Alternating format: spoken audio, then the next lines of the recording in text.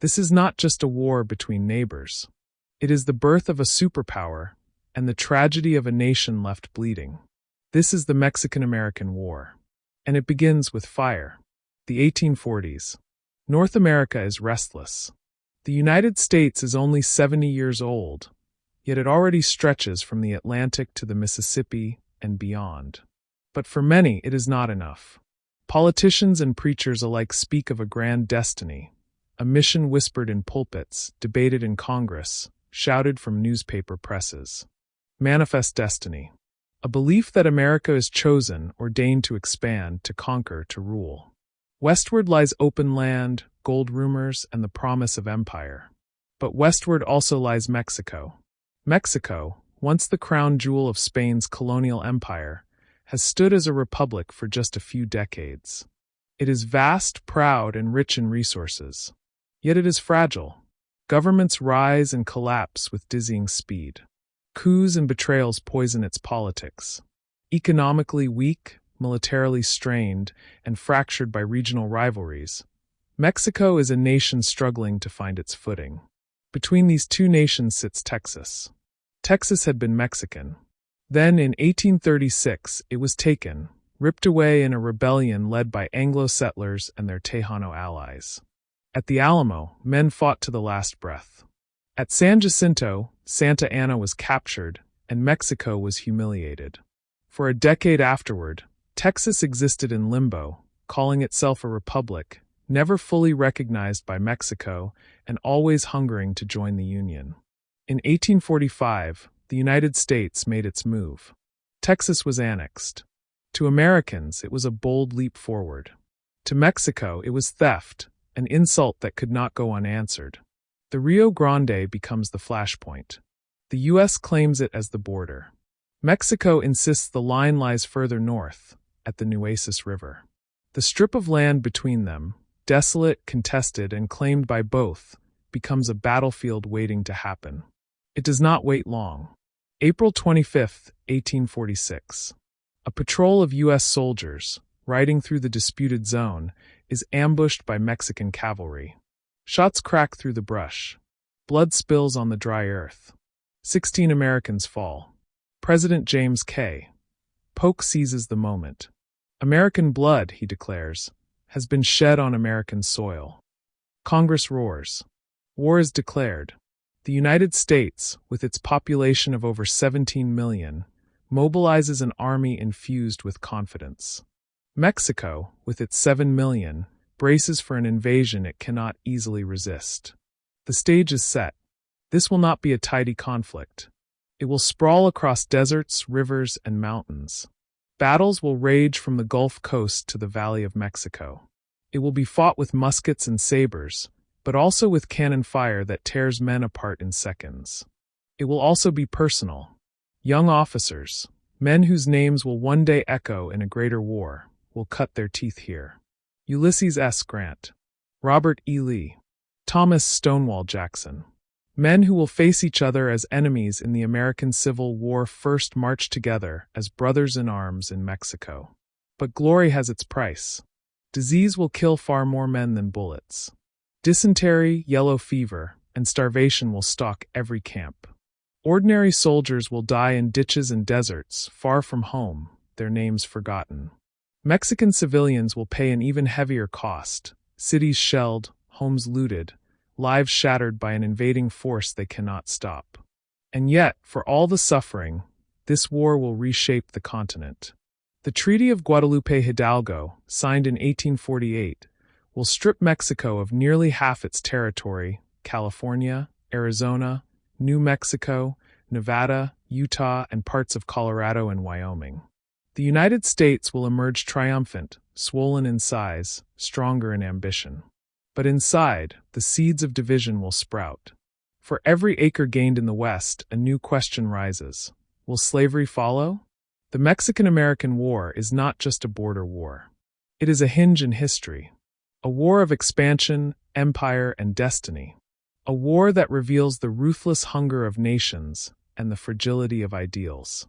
It begins with lancers and muskets on the Rio Grande. It ends with American troops marching into the very heart of Mexico City. And through it all, the world watches, astonished, horrified, and certain that nothing on this continent will ever be the same again. This is not simply a story of battles. It is the story of how a young republic became an empire, and how a wounded nation bled but endured. The Mexican-American War, 1846 to 1848. The spark at Palo Alto. The afternoon sun beat down on the Texas plain. The sky shimmered with heat. Dust rose in heavy clouds, stirred by the tramp of thousands of boots and the roll of wagon wheels. Ahead stretched the flat, open expanse near Palo Alto, a battleground waiting to be baptized in fire. On May 8, 1846, the United States and Mexico collided here for the first great clash of the war. Until that moment, tension had lived in words, in disputed borders, in diplomatic notes exchanged like daggers. But at Palo Alto, those words dissolved into smoke, cannon fire, and blood. The Americans marched under General Zachary Taylor, known by his soldiers as Old Rough and Ready. Taylor was not a man of polish. His uniforms were dusty, his manners plain, his command style almost casual. But beneath his gruff exterior beat the instincts of a fighter. He had marched his men south into the disputed zone between the Nueces and the Rio Grande, daring Mexico to challenge him. Now that challenge had arrived. Opposite him stood General Mariano Arista, commander of the Mexican Army of the North. Arista was seasoned, capable, and determined to halt the Americans before they could cross deeper into Mexican soil. His men carried the pride of a nation wounded by Texas's loss, eager to humble this young republic that claimed divine right to steal half a continent. The two armies faced each other across the plain. About 3,700 Mexican troops against 2,300 Americans. But numbers did not tell the whole story. Taylor's forces carried the newest in battlefield terror, light, mobile field artillery. U.S. cannons, nicknamed flying artillery, could will into position, fire, and shift again before the enemy could respond. The Mexicans, though brave, relied heavily on cavalry charges and less flexible guns. At 4 o'clock in the afternoon, the silence cracked. The U.S. artillery opened fire. Explosions thundered across the grasslands, hurling iron into packed Mexican ranks. Soldiers fell screaming, horses collapsed in pools of blood, and the battlefield erupted in chaos. Arista ordered cavalry forward. Lancers, their long steel tips glittering, thundered across the field. It was a sight both terrifying and magnificent. Hundreds of horsemen charging headlong, banners snapping in the wind. But the American cannons barked again, tearing bloody gaps in their ranks. Horses stumbled. Riders toppled. The charge dissolved in smoke and agony. Still, the Mexicans pressed. Musket volleys cracked, their lead balls hissing through the air. The Americans crouched, fired, advanced. Dust choked the field. The smell of burned powder clung to every breath. For hours, the battle surged back and forth. Neither side yielded. The sun dipped lower, casting long shadows across the plain, but still the fight raged. Arista threw his men forward again and again, desperate to break Taylor's line. But each time, the American artillery answered. The flying guns leapt across the field like wolves, finding new angles, cutting down ranks of soldiers who could not close the distance. Among the American ranks, young officers earned their baptism. Lieutenant James Duncan, commanding an artillery battery, maneuvered with lethal precision, his guns spitting death faster than the Mexicans could react. Watching him was another young man, quiet but observant, Lieutenant Ulysses S. Grant. At Palo Alto, he saw firsthand the brutal efficiency of disciplined firepower, lessons he would carry into another, bloodier war years later. By dusk, the Mexicans were reeling. Casualties mounted. Their cavalry charges lay shattered, their infantry mauled by relentless cannon fire. Darkness descended, and both armies finally pulled back, the field littered with bodies and the groans of the dying. The ground itself seemed scorched, marked by smoking craters where shells had struck. The battle was not decisive. Arista's army was bloodied but not broken. Yet the clash at Palo Alto revealed a truth that would echo through the war. American firepower and discipline could devastate larger Mexican forces. As night fell, Taylor's men lay on their arms, weary but triumphant. Campfires flickered across the plain. Some soldiers whispered of victory. Others stared into the darkness, haunted by the screams still ringing in their ears. Across the field, the Mexican wounded lay in agony, their comrades preparing for another day of slaughter. Morning would bring Resaca de la Palma. And there, the fighting would grow even fiercer. For now, the Rio Grande had drunk its fill of blood. The spark was lit. The fire of war would only grow hotter. Fire in the chaparral. The dawn after Palo Alto was heavy with smoke. The plain still bore scars of cannon fire, bodies strewn like shadows frozen in time. But the war was not finished. The Mexicans had retreated, battered yet unbroken, withdrawing south toward a dry riverbed choked with tangled brush. A natural fortress known as Resaca de la Palma. General Mariano Arista was determined to stand again. His army, shaken but still nearly 4,000 strong, dug in along the ravine. Dense chaparral hemmed the battlefield, offering concealment and choke points. Cannon were placed to sweep the narrow road. Musket lines crouched in ambush. If the Americans wanted to push deeper, they would pay in blood. Taylor followed, his rough and ready style plain as ever. With about 2,200 men, he marched south, cautious but relentless. Scouts reported the Mexican position. The chaparral was thick, nearly impenetrable in places, its thorny tangles perfect for ambush. The Resaca itself was a deep, dry gully, steep banks waiting to trap any force foolish enough to charge headlong. But Taylor was undeterred. He would drive them out. At midday, May 9, 1846, the Americans advanced. The opening shots cracked through the brush, echoing like thunderclaps. Mexican cannons unleashed grapeshot, shredding the air, tearing branches and men alike. The battlefield became chaos. Smoke clung to the undergrowth. Visibility dropped to yards, not miles. Soldiers stumbled into sudden firefights, muskets flashing at near point-blank range. Unlike the open plains of Palo Alto, here the artillery advantage mattered little. The thick brush swallowed cannon fire, muffled lines of sight. This was not a battle of maneuver but of raw ferocity, men grappling in the shadows of the chaparral. American dragoons slashed into the underbrush, sabers gleaming in the smoke. Mexican lancers countered with sudden thrusts, their long spears darting from concealment. Musket balls ripped through the thickets, invisible until the moment of impact. Screams mingled with the crashing of branches as men fell into the gully or were dragged back bleeding from unseen wounds. On the road, the fighting surged around the Mexican cannons. Twice, American infantry surged forward, only to be driven back by grapeshot that cut swaths through their ranks. The guns roared, the road ran red, and still the Americans pressed. Lieutenant William Ridgely urged his artillery forward, dragging pieces by hand through the tangled growth, desperate to bring fire on the enemy guns. Finally, a breakthrough. Captain Charles May, leading a charge of dragoons, spurred his horse straight down the deadly road. His men followed, sabers raised, riding through a storm of shot.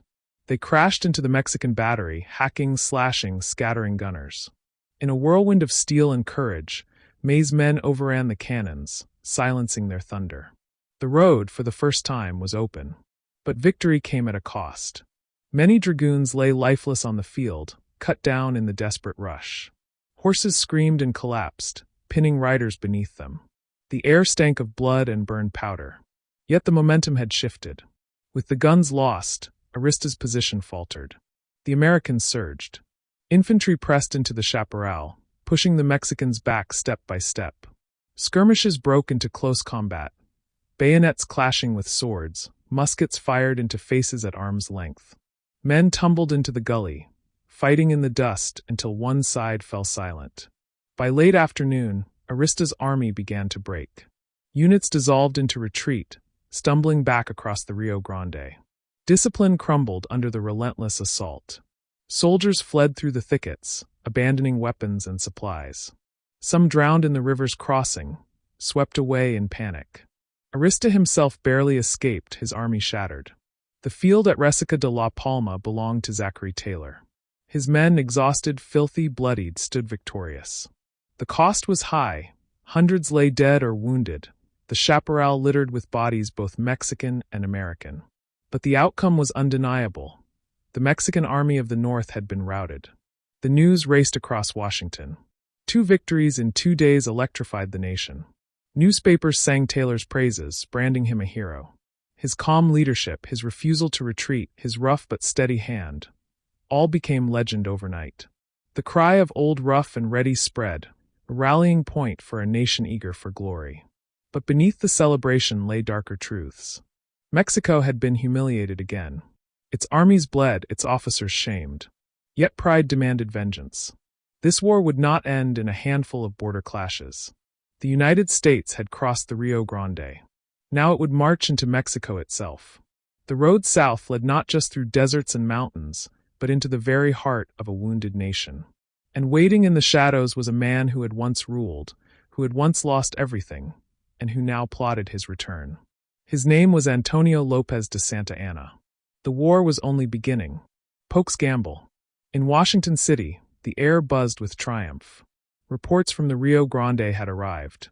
General Zachary Taylor had met the Mexicans at Palo Alto and Resaca de la Palma, and he had not only survived, he had won. For President James K. Polk, it was the vindication he had been waiting for. His gamble had paid off. Polk was no towering figure like Andrew Jackson. He lacked charisma, and his voice carried little fire in public halls. But what Polk possessed was something more dangerous: quiet, relentless determination.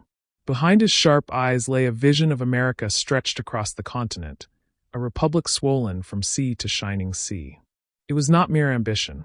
To Polk, it was destiny. From the moment he entered office in 1845, Polk pursued expansion.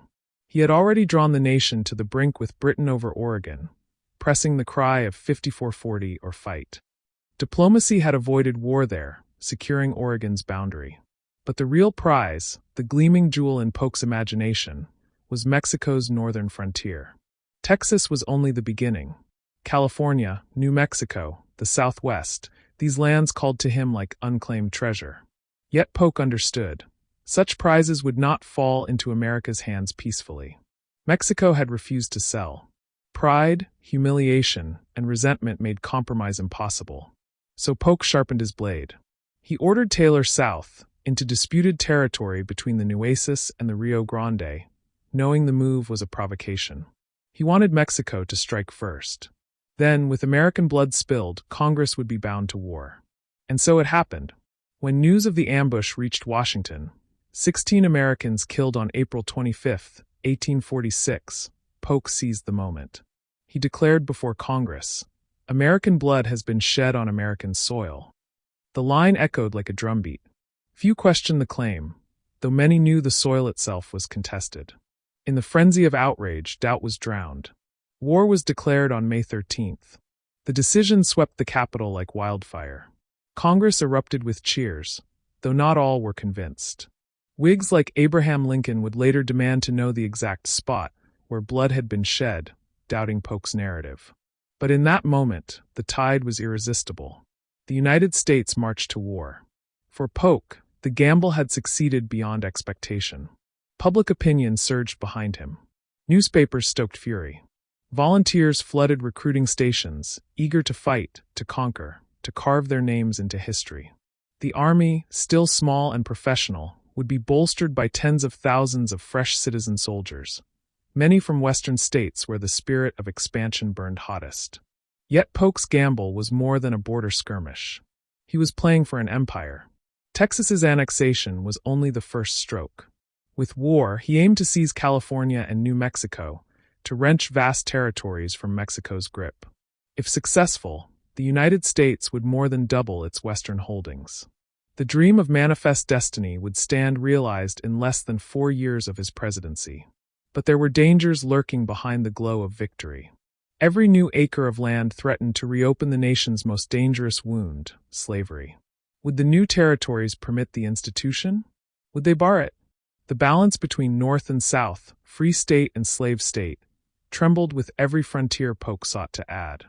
Southern Democrats championed the war as an opportunity for new slaveholding lands.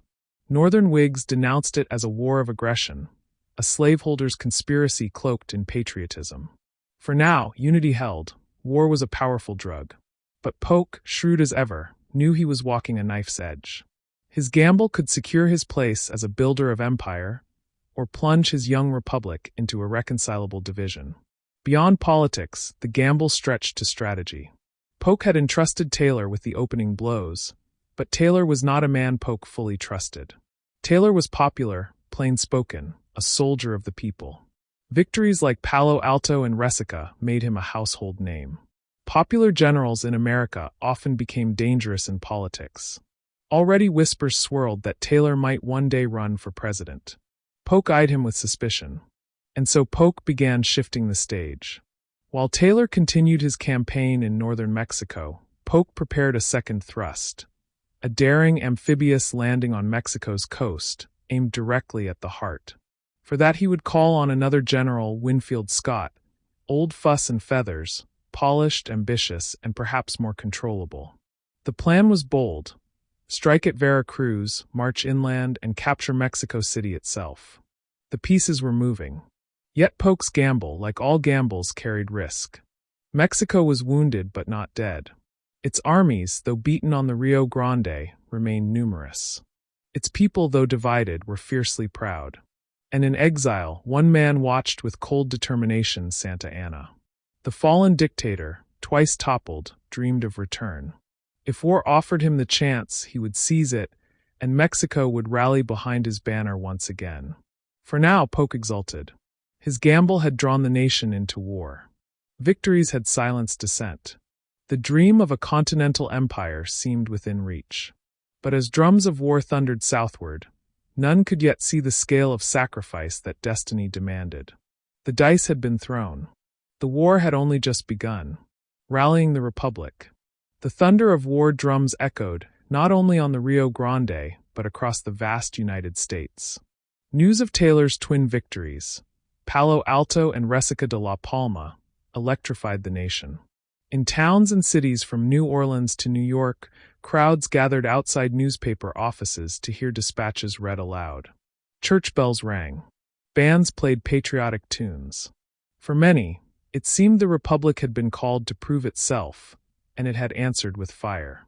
The declaration of war unleashed a wave of fervor. Across the states, volunteer companies formed overnight.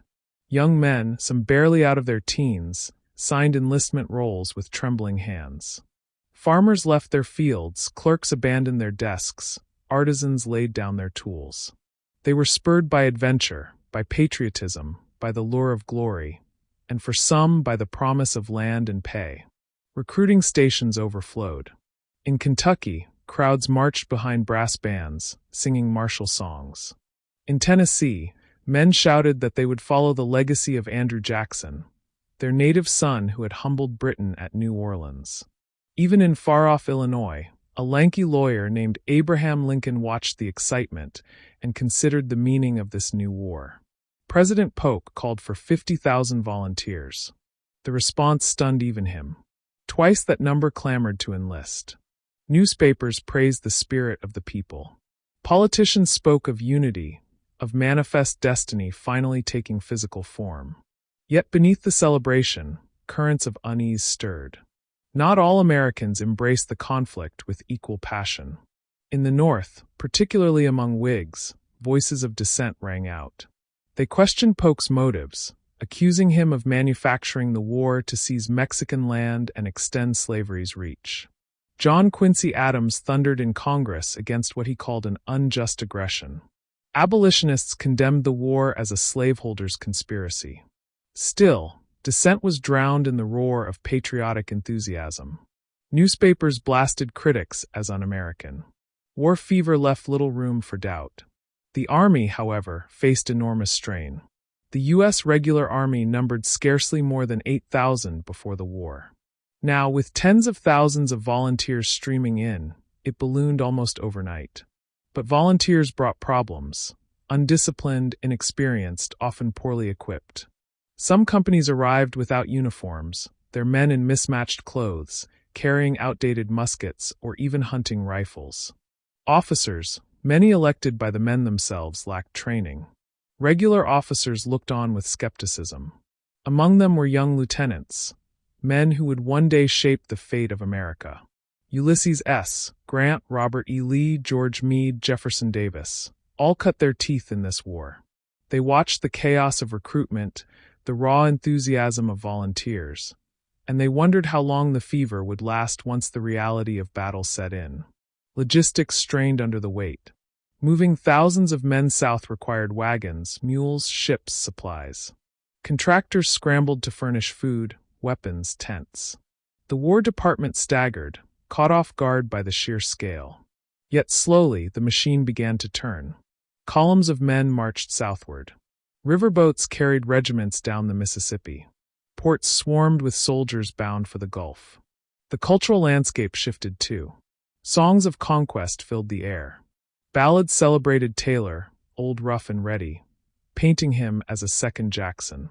Lithographs showed American soldiers triumphing over Mexicans, often in exaggerated, heroic poses. The war was packaged as destiny, and the people consumed it eagerly. In Mexico, the picture looked very different. The defeats along the Rio Grande spread panic and anger. Mexican newspapers accused their leaders of incompetence. Soldiers deserted in frustration. Yet the call to arms still went out. Thousands were pressed into service, some willingly, others dragged from their villages. For Mexico, this was no distant adventure. The enemy marched on their homes, their soil, their pride. In Washington, Polk watched the fever with satisfaction. His gamble had paid off. The Republic was not only at war, it was united, at least on the surface. But Polk also knew unity was fragile. The longer the war dragged, the more divisions would sharpen. For now, though, he pressed his advantage. Orders went out for campaigns in multiple directions. Taylor would strike into northern Mexico, while naval forces eyed California. And soon, Polk would unleash his boldest move, a thrust toward Mexico's very capital. The Republic had rallied. The drums of war pounded in every town square, every parade ground, every mustering station. Flags unfurled, men marched, crowds cheered. But behind the cheers, whispers lingered. Would the war be swift, or would it bleed the nation's sons dry in a foreign land? Would the victories Polk promised come easily, or would Mexico, wounded but proud, make the Americans pay in rivers of blood? The answers lay not in speeches or parades, but in the deserts and mountains of Mexico. And soon, Taylor's army would march south toward Monterrey, a city of stone where the streets themselves would become a fortress. The Republic had rallied. Now it was time to fight. Taylor's march south. The victories at Palo Alto and Resaca de la Palma were only the beginning. General Zachary Taylor's Army of Occupation had driven the Mexicans across the Rio Grande. Now, with war formally declared, Washington demanded more. The United States would not be satisfied with border skirmishes. It wanted Mexican soil, cities, territory surrender. And Taylor was the man sent to make it happen. By midsummer 1846, Taylor's army prepared to march south from the Rio Grande. Their destination, Monterrey, the key fortress city of northern Mexico. Monterrey was no dusty village. It was a bastion, stone walls, mountain ridges, narrow streets fortified into barricades. For Mexico, it was the northern shield. For Taylor, it was the next domino. The march itself tested the army before battle ever began. Northern Mexico's landscape was unforgiving. Sun-scorched plains gave way to jagged sierras. Heat pressed down by day, chilling winds by night. Dust clung to every man, coating uniforms in a gray film. Supply wagons lagged, their wheels snapping in dry gullies. Soldiers trudged mile after mile, their canteens running low, their rations stale. Disease traveled with them. Dysentery swept through the ranks, leaving men doubled in agony. Malaria stalked the marshy lowlands. The dead were buried quickly, often with no marker but a crude wooden cross. For every soldier cut down in battle, 3 were lost to sickness. Yet still the columns pressed forward, banners fluttering, drums beating a rhythm of conquest. Taylor himself remained a paradox. Old Rough and Ready wore a simple uniform, often little more than a dusty coat and slouch hat. He dined plainly, sat by the campfires with enlisted men, and cursed with blunt honesty. Soldiers adored him. To them, he was not a distant commander but a fellow campaigner who shared their hardships. Yet Taylor's casual style masked a stubborn will.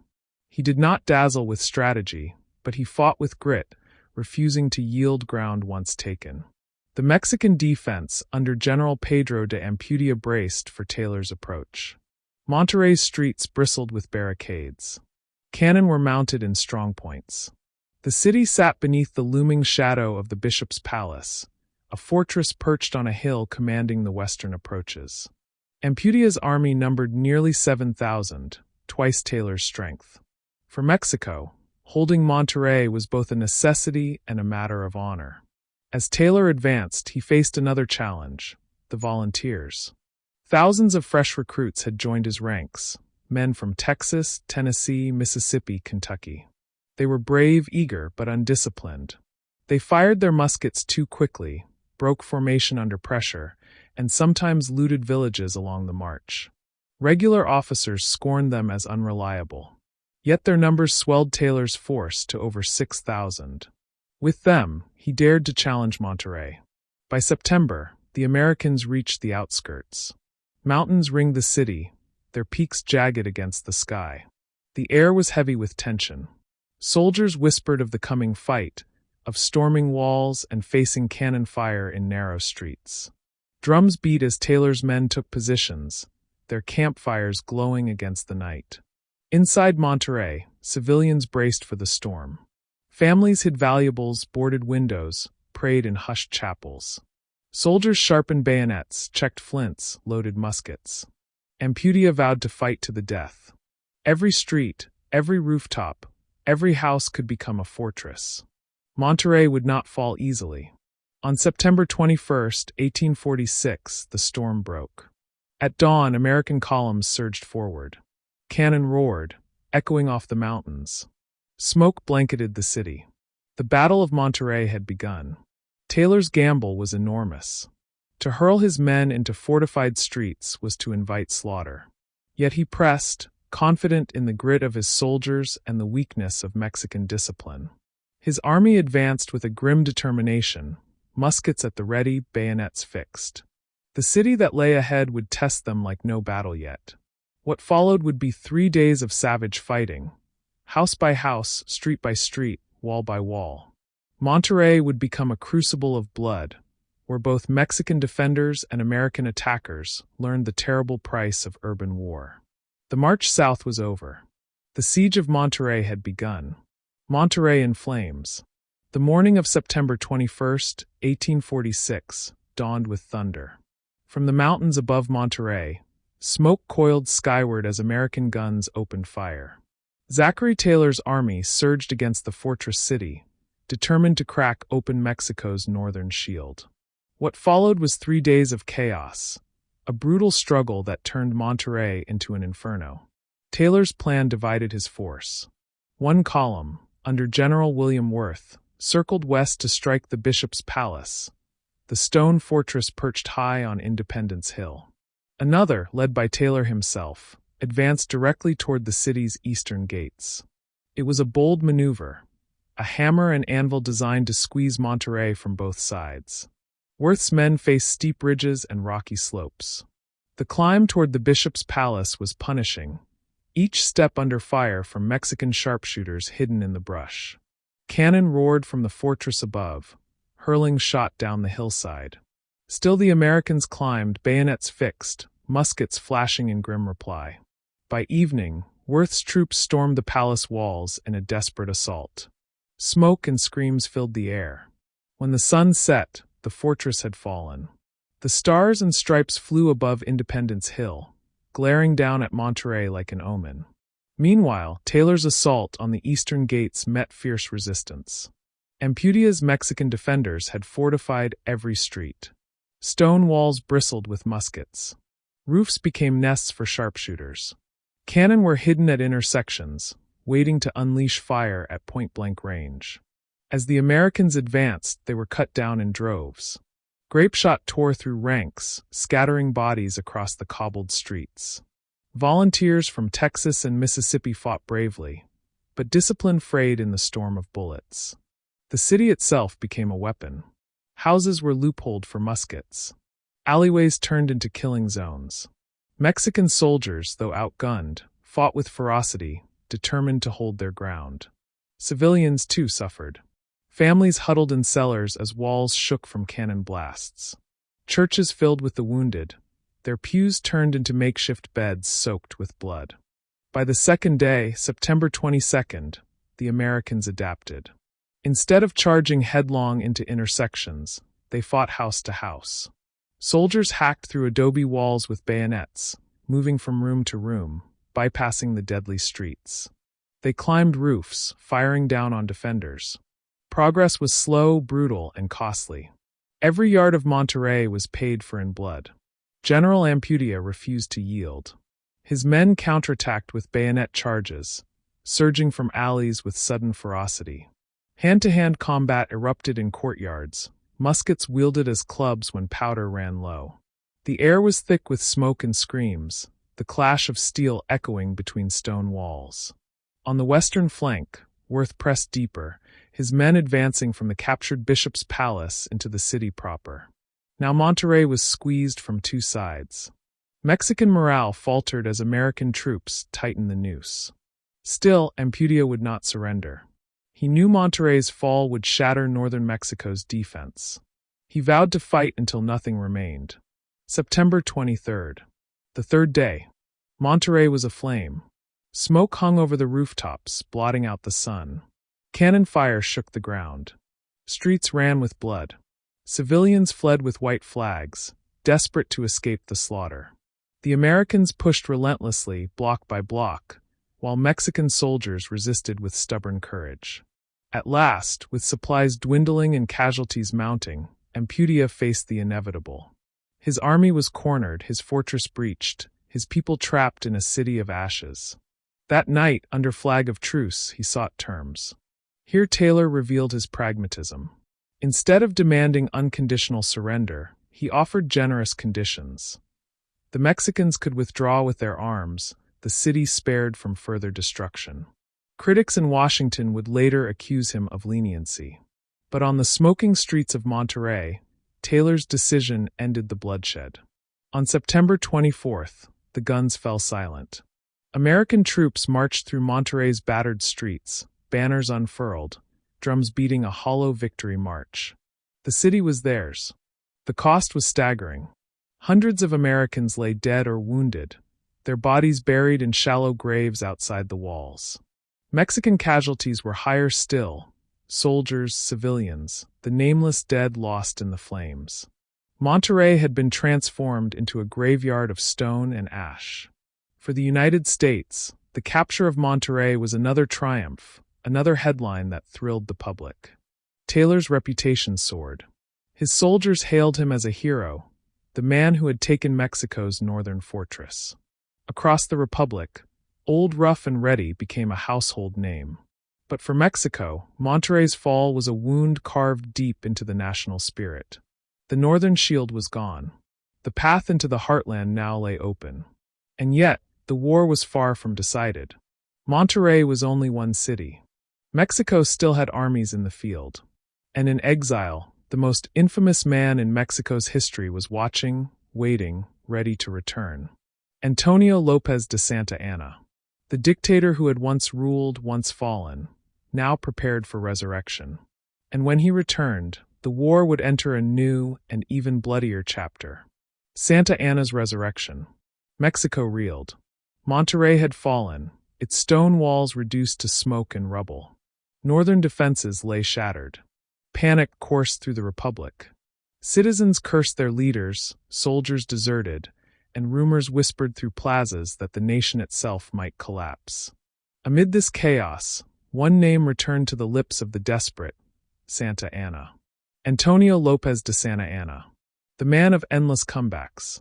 Twice president, twice exiled, a general whose triumphs and failures seemed to define Mexico's young history. He was a hero at Veracruz against the Spanish, a traitor to some, a savior to others. He had lost Texas, fled disgrace, and lived in exile in Cuba, nursing his wounds and his pride. Many despised him.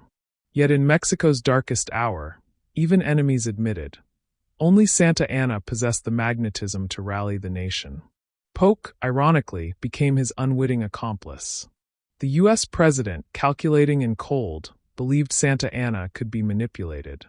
American diplomats hinted that if he returned, he might negotiate peace favorable to Washington. Polk allowed the former dictator to slip past the U.S. naval blockade. He imagined Santa Anna would bargain away Mexico's northern provinces in exchange for power. It was a colossal miscalculation. Santa Anna had no intention of bowing to the United States. Once his feet touched Mexican soil, he shed every pretense of negotiation. He proclaimed himself the chosen defender of the Republic, the man destined to drive the invaders into the sea. His charisma lit fires in the hearts of soldiers and citizens alike. Crowds thronged to him, cheering his name. Deserting troops rejoined the colors. Supplies, long scarce, were gathered anew. In weeks, Santa Anna transformed from exiled pariah to supreme commander of Mexico's armies. His strategy was bold. Instead of waiting behind walls, he would march north, gather his forces, and crush Taylor before the Americans could push deeper. He envisioned a grand reversal. An army of 20,000 sweeping across the plains, encircling Taylor's outnumbered men, and wiping them out in a single blow. Victory, Santa Anna declared, would restore Mexico's honor and rally the nation around him. The march south to north became a trial by fire. Santa Anna's army trudged across arid landscapes, under a pitiless sun by day and freezing winds by night. Supplies faltered. Thousands lacked shoes, their feet torn and bloody from the rocky ground. Horses collapsed from exhaustion. Soldiers gnawed at scraps of food, their rations dwindling to almost nothing. Disease stalked the column, cutting men down before a shot was fired. Yet still they marched. Santa Anna himself, despite gout and age, rode at the front in resplendent uniform, his presence a symbol of defiance. His speeches rang with fire. "We will drive them out. Mexico will not bow." Starving men, inspired by his words, staggered onward. For all his flaws, Santa Anna knew how to summon loyalty from desperation. By February 1847, his army of nearly 20,000 loomed across the desert. Ahead lay Taylor's force, barely 5,000 strong, scattered, weary, stretched thin across northern Mexico. The American general had been ordered to remain defensive, his best troops siphoned away for Scott's coming campaign on the coast. Yet fate had placed him directly in Santa Anna's path. The two armies would meet at Buena Vista, a mountain pass where narrow valleys and jagged ridges funneled men into killing grounds. There, Santa Anna believed he would crush the Americans utterly. His dream was not just victory but redemption. To erase San Jacinto, to erase Monterrey, to write his name in glory once more. For the United States, Santa Anna's return was both a shock and a peril. Polk's gamble had backfired spectacularly. Instead of a pliant negotiator, he had resurrected a warlord with a cause.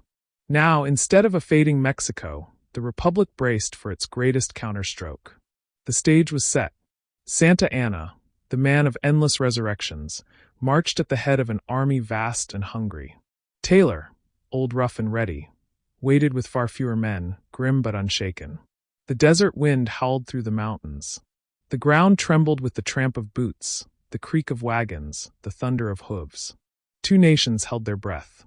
The dictator had returned, and with him came Mexico's last great chance to drive back the invaders. What followed at Buena Vista would be a storm of cannon fire and steel, a battle where destiny itself seemed to balance on a knife's edge. The winter of Angostura. The valley of Buena Vista, called La Angostura by locals, the Narrows, was a place shaped for battle. Jagged mountains pressed close, their slopes scarred with ravines. A single road wound through the valley floor, hemmed in by gullies and cliffs. Whoever held the pass controlled the approach into northern Mexico. In February 1847, This narrow ground became the crucible where Zachary Taylor's outnumbered army faced Antonio Lopez de Santa Anna's grand gamble. The Americans held a fragile position. Taylor commanded fewer than 5,000 men, many raw volunteers untested in real battle. His best regulars had been stripped away by Polk and sent to Winfield Scott for the coastal invasion. What remained was a patchwork: Kentuckians, Mississippians, Illinois regiments, Indiana boys barely trained, alongside a skeleton of regular infantry and artillery. They were brave but uncertain, their confidence resting almost entirely on Old Rough and Ready. Taylor rode among them, plain as always, no polished uniform, only a dusty coat and broad hat. His presence reassured his men. He spoke simply, urging them to stand firm, to trust the guns. If they could hold, he knew, the valley's terrain might balance the odds. Santa Anna marched into view with nearly 20,000 men. His column stretched for miles, a river of soldiers surging northward. Yet his army bore scars from the desert march. Thousands shoeless, bellies hollow from starvation, morale frayed by exhaustion. But Santa Anna's will was iron. He ordered his men into position, banners unfurled, cannon dragged into the high ground. Against Taylor's handful, he presented a storm. February 22nd, 1847, Washington's birthday. The battle opened with Mexican skirmishers pressing the American left. Shots echoed across the valley, muskets cracking like whips. Clouds of smoke drifted over the gullies. Taylor deployed his artillery with precision. Captain Braxton Bragg's battery, light and mobile, poured fire into advancing lines. Explosions ripped through the Mexican ranks, scattering columns but not breaking their will. Santa Anna pressed harder. Wave after wave of infantry surged forward, climbing the slopes, driving into the gullies. Mexican cavalry wheeled on the plain, lances flashing. At one point, a massive charge threatened to roll over the American flank. Volunteer infantry wavered, some breaking, retreating in confusion. Panic rippled through the line. Taylor rode to the front. Amid the chaos, his gravelly voice rang. "Give him a little more grape, Captain Bragg." The phrase, shouted to the artillery, became legend. Bragg's guns belched canister into the oncoming cavalry. Horses toppled, riders hurled into the dust, the charge collapsing in ruin. The line held. Still Santa Anna pressed. His numbers allowed no rest.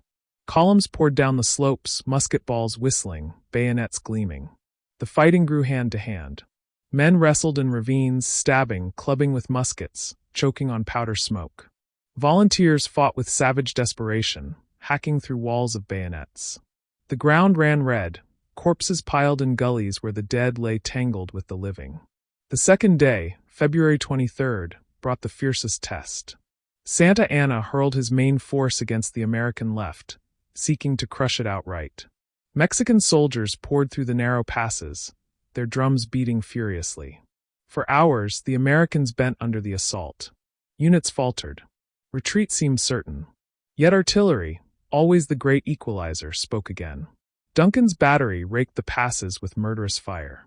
Mexican columns dissolved under the iron storm. By afternoon, exhaustion smothered both armies. Mexican soldiers, starving and parched, collapsed on the field. American volunteers, battered and bloodied, clung to their positions with grim determination. Taylor refused to yield an inch.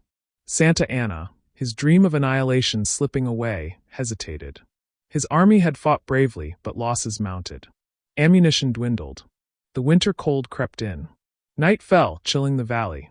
Fires flickered among the wounded, their groans echoing through the darkness. Taylor's men braced for another assault. But by dawn, the Mexican camp stirred with a different sound: retreat. Santa Anna had withdrawn. His army, too battered, too starved, too weary to continue, melted southward. The gamble had failed. The field of Buena Vista was a nightmare of bodies. Hundreds of Americans lay dead or wounded. Thousands of Mexicans covered the slopes and gullies.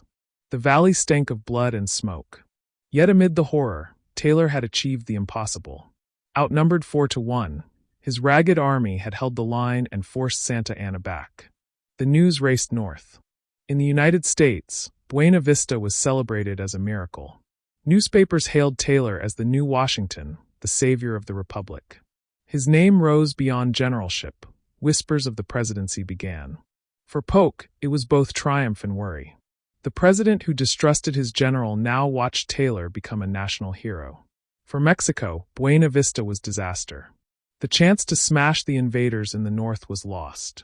Santa Anna's resurrection had faltered, his promise of victory stained by retreat.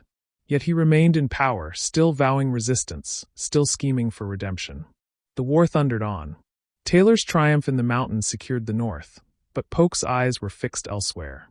A new invasion, larger and bolder, was already gathering on the Gulf Coast. General Winfield Scott was preparing to land at Veracruz, to march straight to the heart of Mexico. The winter of Angostura had ended. The road now led south, toward the halls of Montezuma. Scott's gamble at Veracruz. The Gulf of Mexico lay restless in March 1847. Waves rolled beneath a dark sky, carrying with them an armada unlike anything the United States had ever launched. Nearly 200 vessels stretched across the horizon.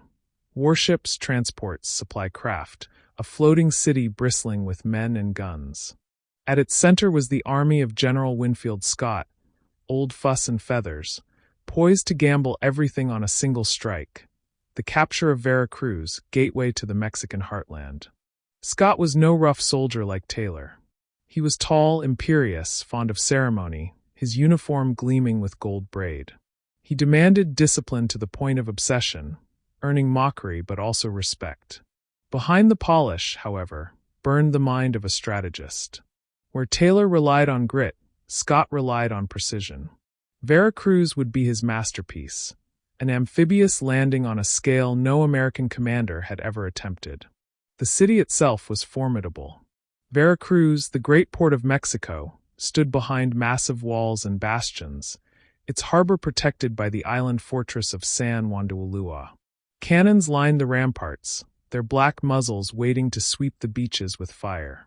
Inside, 3,400 Mexican defenders prepared under General Juan Morales. They knew the city was Mexico's shield, the front door to the capital. If Veracruz fell, the road to Mexico City would lie open. Scott's plan was audacious. Instead of charging headlong at the harbor, he would land his 12,000-man army on beaches several miles south, then encircle the city in a methodical siege. He would rely on engineering, artillery, and discipline rather than reckless assaults. The gamble lay in the landing itself. Never before had the United States attempted a coordinated amphibious operation of this size.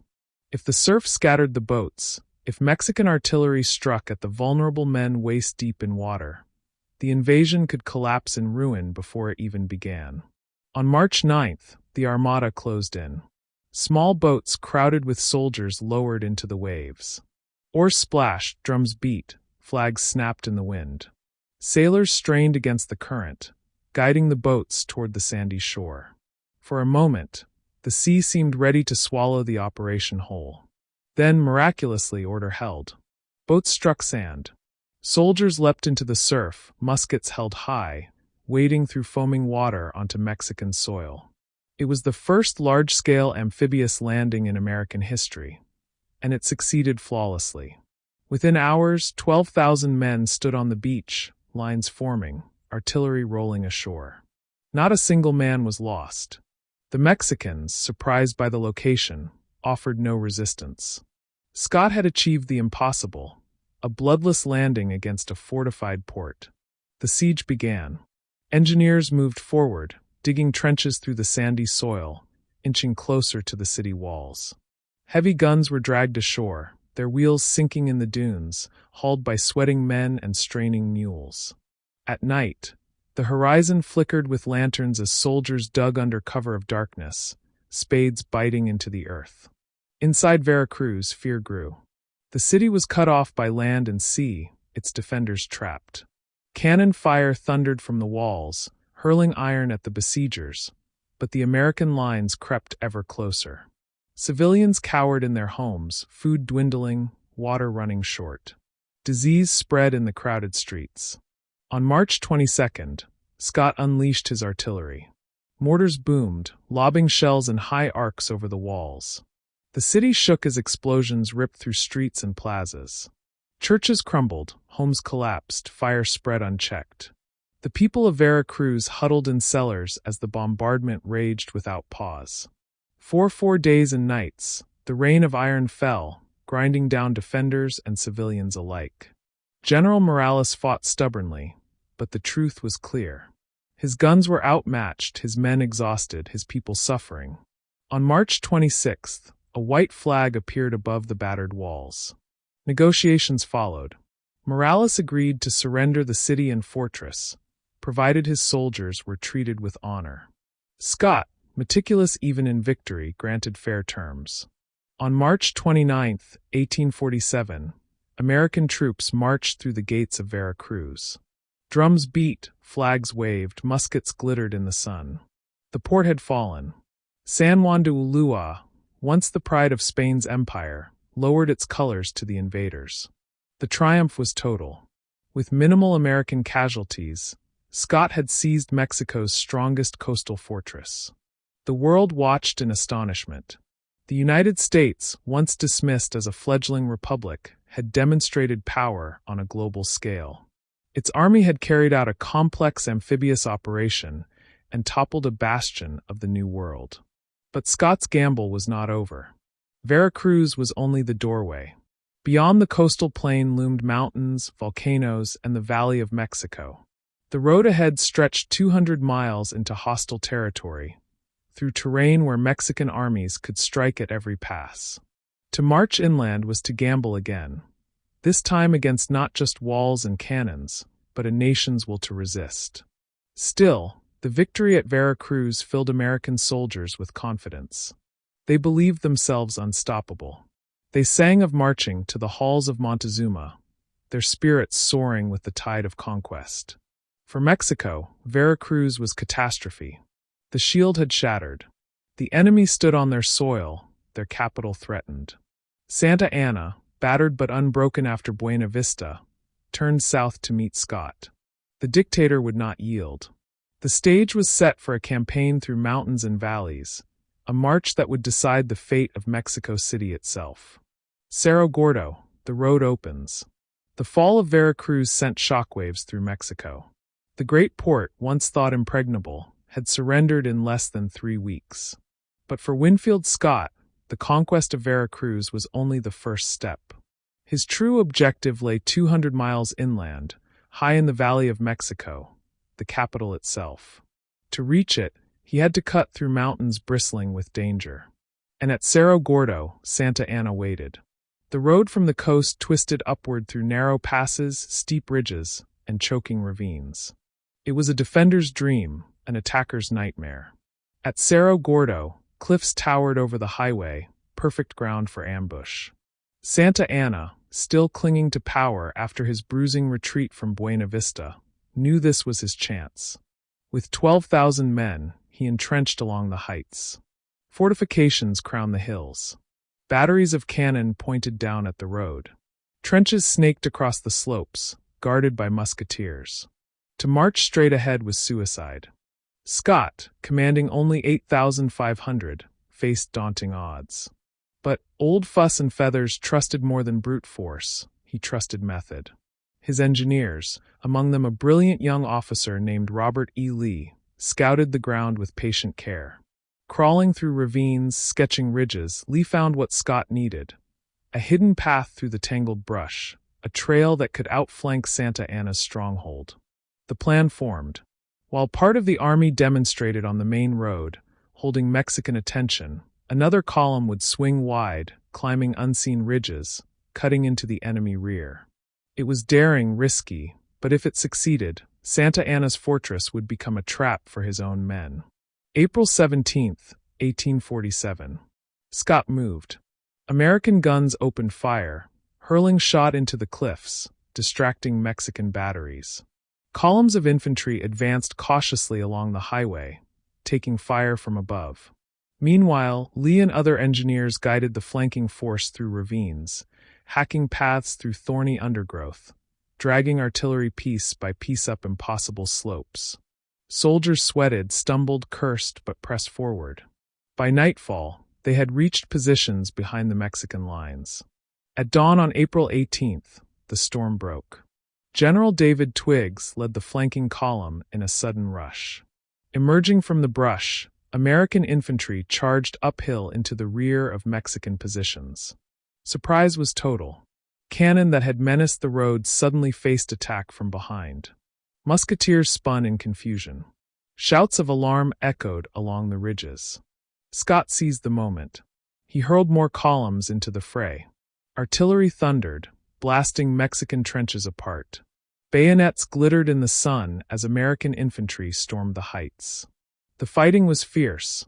Mexican soldiers resisted with courage, counterattacking, hurling volleys down the slopes. But discipline and surprise tipped the balance. Slowly, surely, the defenses unraveled.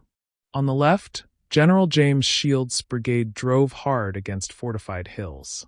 Shields himself, fearless to the point of recklessness, led from the front until he was struck down, gravely wounded. His men, enraged, surged forward, overwhelming the Mexican positions in bitter hand-to-hand combat. On the right, Twiggs's men pressed relentlessly, scattering defenders who had nowhere to run. By midday, Santa Anna's army was collapsing. Soldiers abandoned trenches, fleeing down the highway in panic. Cannon were left behind, wagons overturned in the rush. The road itself became chaos, Americans pressing forward, Mexicans fleeing southward, dust and smoke choking the air. Santa Anna narrowly escaped. Legend claimed he fled so quickly he left behind his carriage and even his wooden leg, which American soldiers gleefully captured as a trophy. But his army was shattered. Over 1,000 Mexicans lay dead or wounded, another 3,000 captured. Entire regiments dissolved into prisoners, their muskets stacked in surrender. For Scott, Cerro Gordo was a masterpiece. Outnumbered, he had used intelligence, engineering, and audacity to smash a fortified position that should have been impregnable. His victory opened the road to the Mexican interior. The path to Mexico City now stretched wide before him. In Veracruz, soldiers celebrated, cheering their commander. Across the United States, news of Cerro Gordo sent excitement surging. Scott was hailed as a genius, his reputation rivaling even Taylor's. Newspapers exulted that nothing could stop the march of American arms. "On to Mexico City," became the cry. But beneath the triumph lay grim reminders. The battlefield was strewn with corpses, gullies choked with bodies. Mexican families wept as prisoners were marched away. The war was not a parade of glory. It was suffering, borne by thousands whose names history would forget. For Mexico, Cerro Gordo was disaster upon disaster. The last great barrier before the interior had crumbled. Santa Anna's prestige sank further, his promises of resistance mocked by defeat. Yet he clung to power, rallying remnants, vowing once again to fight on. Mexico's soil still offered mountains, rivers, and cities where resistance might yet bleed the invaders. For Scott, victory brought new burdens. He had won the pass, but ahead lay the great mountains of the Mexican plateau. Volcanoes rising above the clouds, valleys crowded with defenders, and finally the gates of the capital itself. Every mile forward carried risk, every village a chance for ambush. Still, Scott pressed onward. His army marched from the burning slopes of Cerro Gordo into the highlands, banners snapping, drums echoing through the ridges. They believed destiny was on their side. They sang of the halls of Montezuma, confident the capital lay within reach.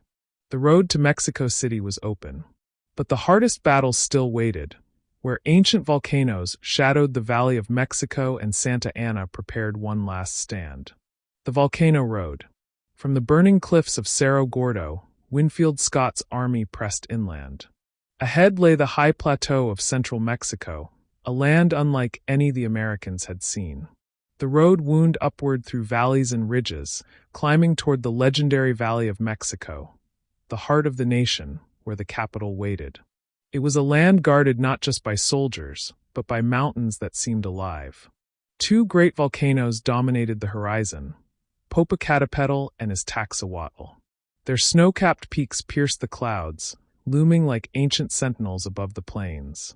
Smoke curled from Popocatépetl's crater, a reminder that the earth itself could erupt with fury. To the men marching below, the volcanoes were both awe and omen.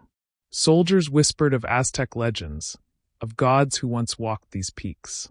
To them, the volcano road felt haunted, as if destiny itself passed judgment on every step. Scott advanced cautiously. His army, though triumphant, was far from invulnerable.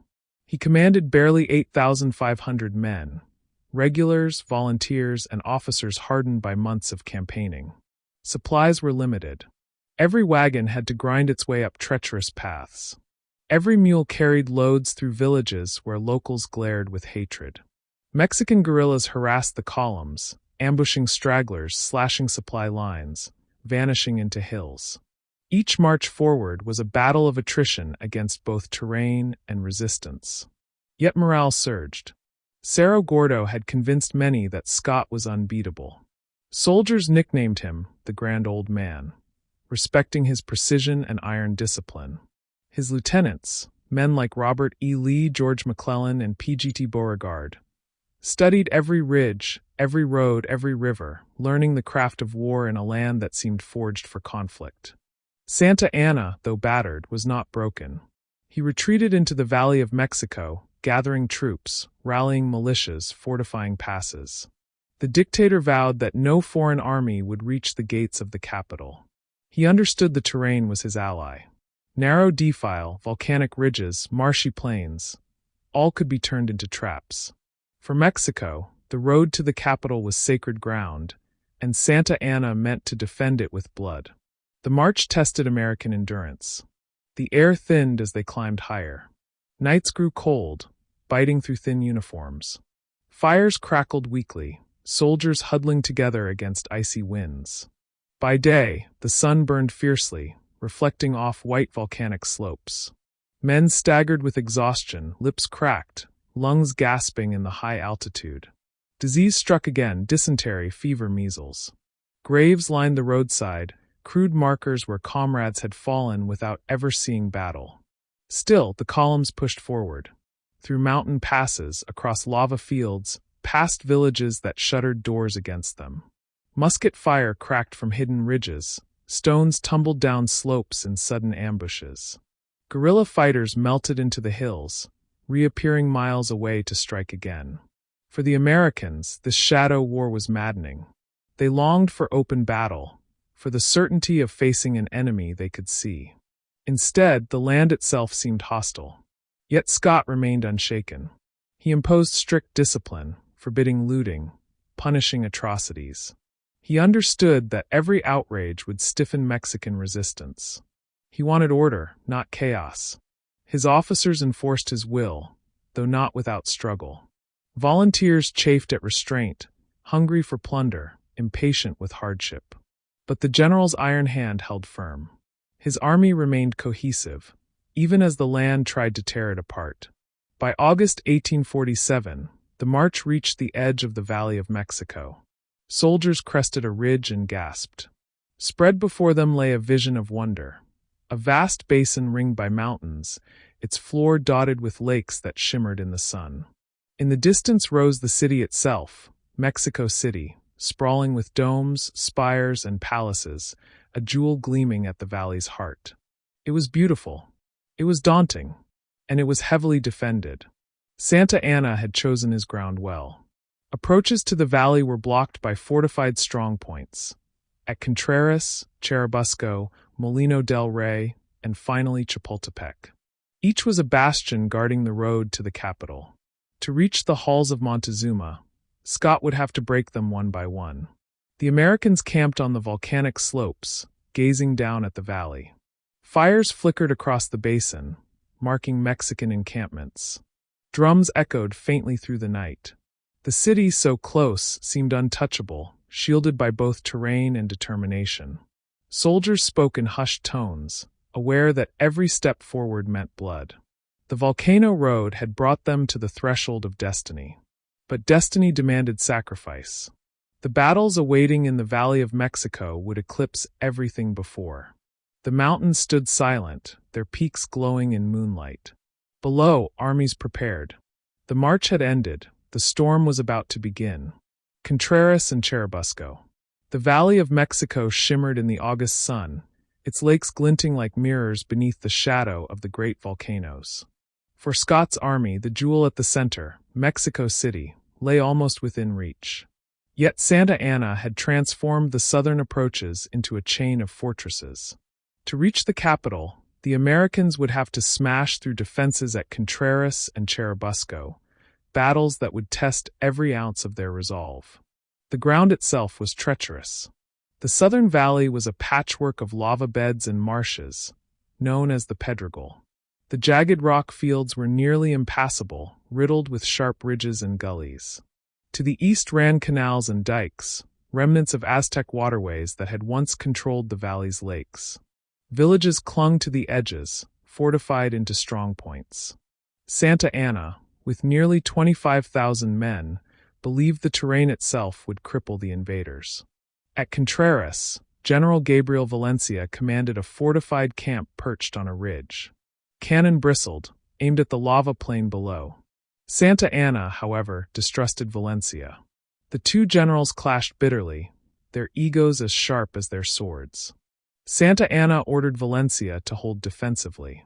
Instead, Valencia positioned his camp forward, convinced he could crush the Americans with artillery fire. His arrogance would prove fatal. Scott sent General Percifor Smith and Robert E. Lee's engineers to scout the Pedregal.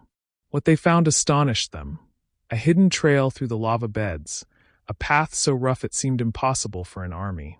Yet Smith's troops hacked and clawed their way across the black rock, dragging guns by hand, creeping unseen toward Valencia's exposed flank. The stage was set for a blow that could shatter Mexico's defense in a single stroke. On the night of August 19th, American columns moved silently through the darkness, guided by storm and lightning. Rain lashed the Pedregal, turning gullies into torrents, soaking soldiers to the bone. Yet they pressed forward, their boots slipping on wet stone, their artillery dragged by sheer willpower. Valencia, confident on his ridge, slept believing dawn would bring him victory. At sunrise on August 20th, the storm erupted. Smith's men, emerging from the lava fields, struck Valencia's flank in a furious charge. American infantry swarmed up the ridge, bayonets gleaming in the gray light. Cannon roared point-blank, muskets cracked, screams echoed through the rain. Mexican soldiers, stunned by the sudden assault, faltered. Within minutes, the camp dissolved into chaos.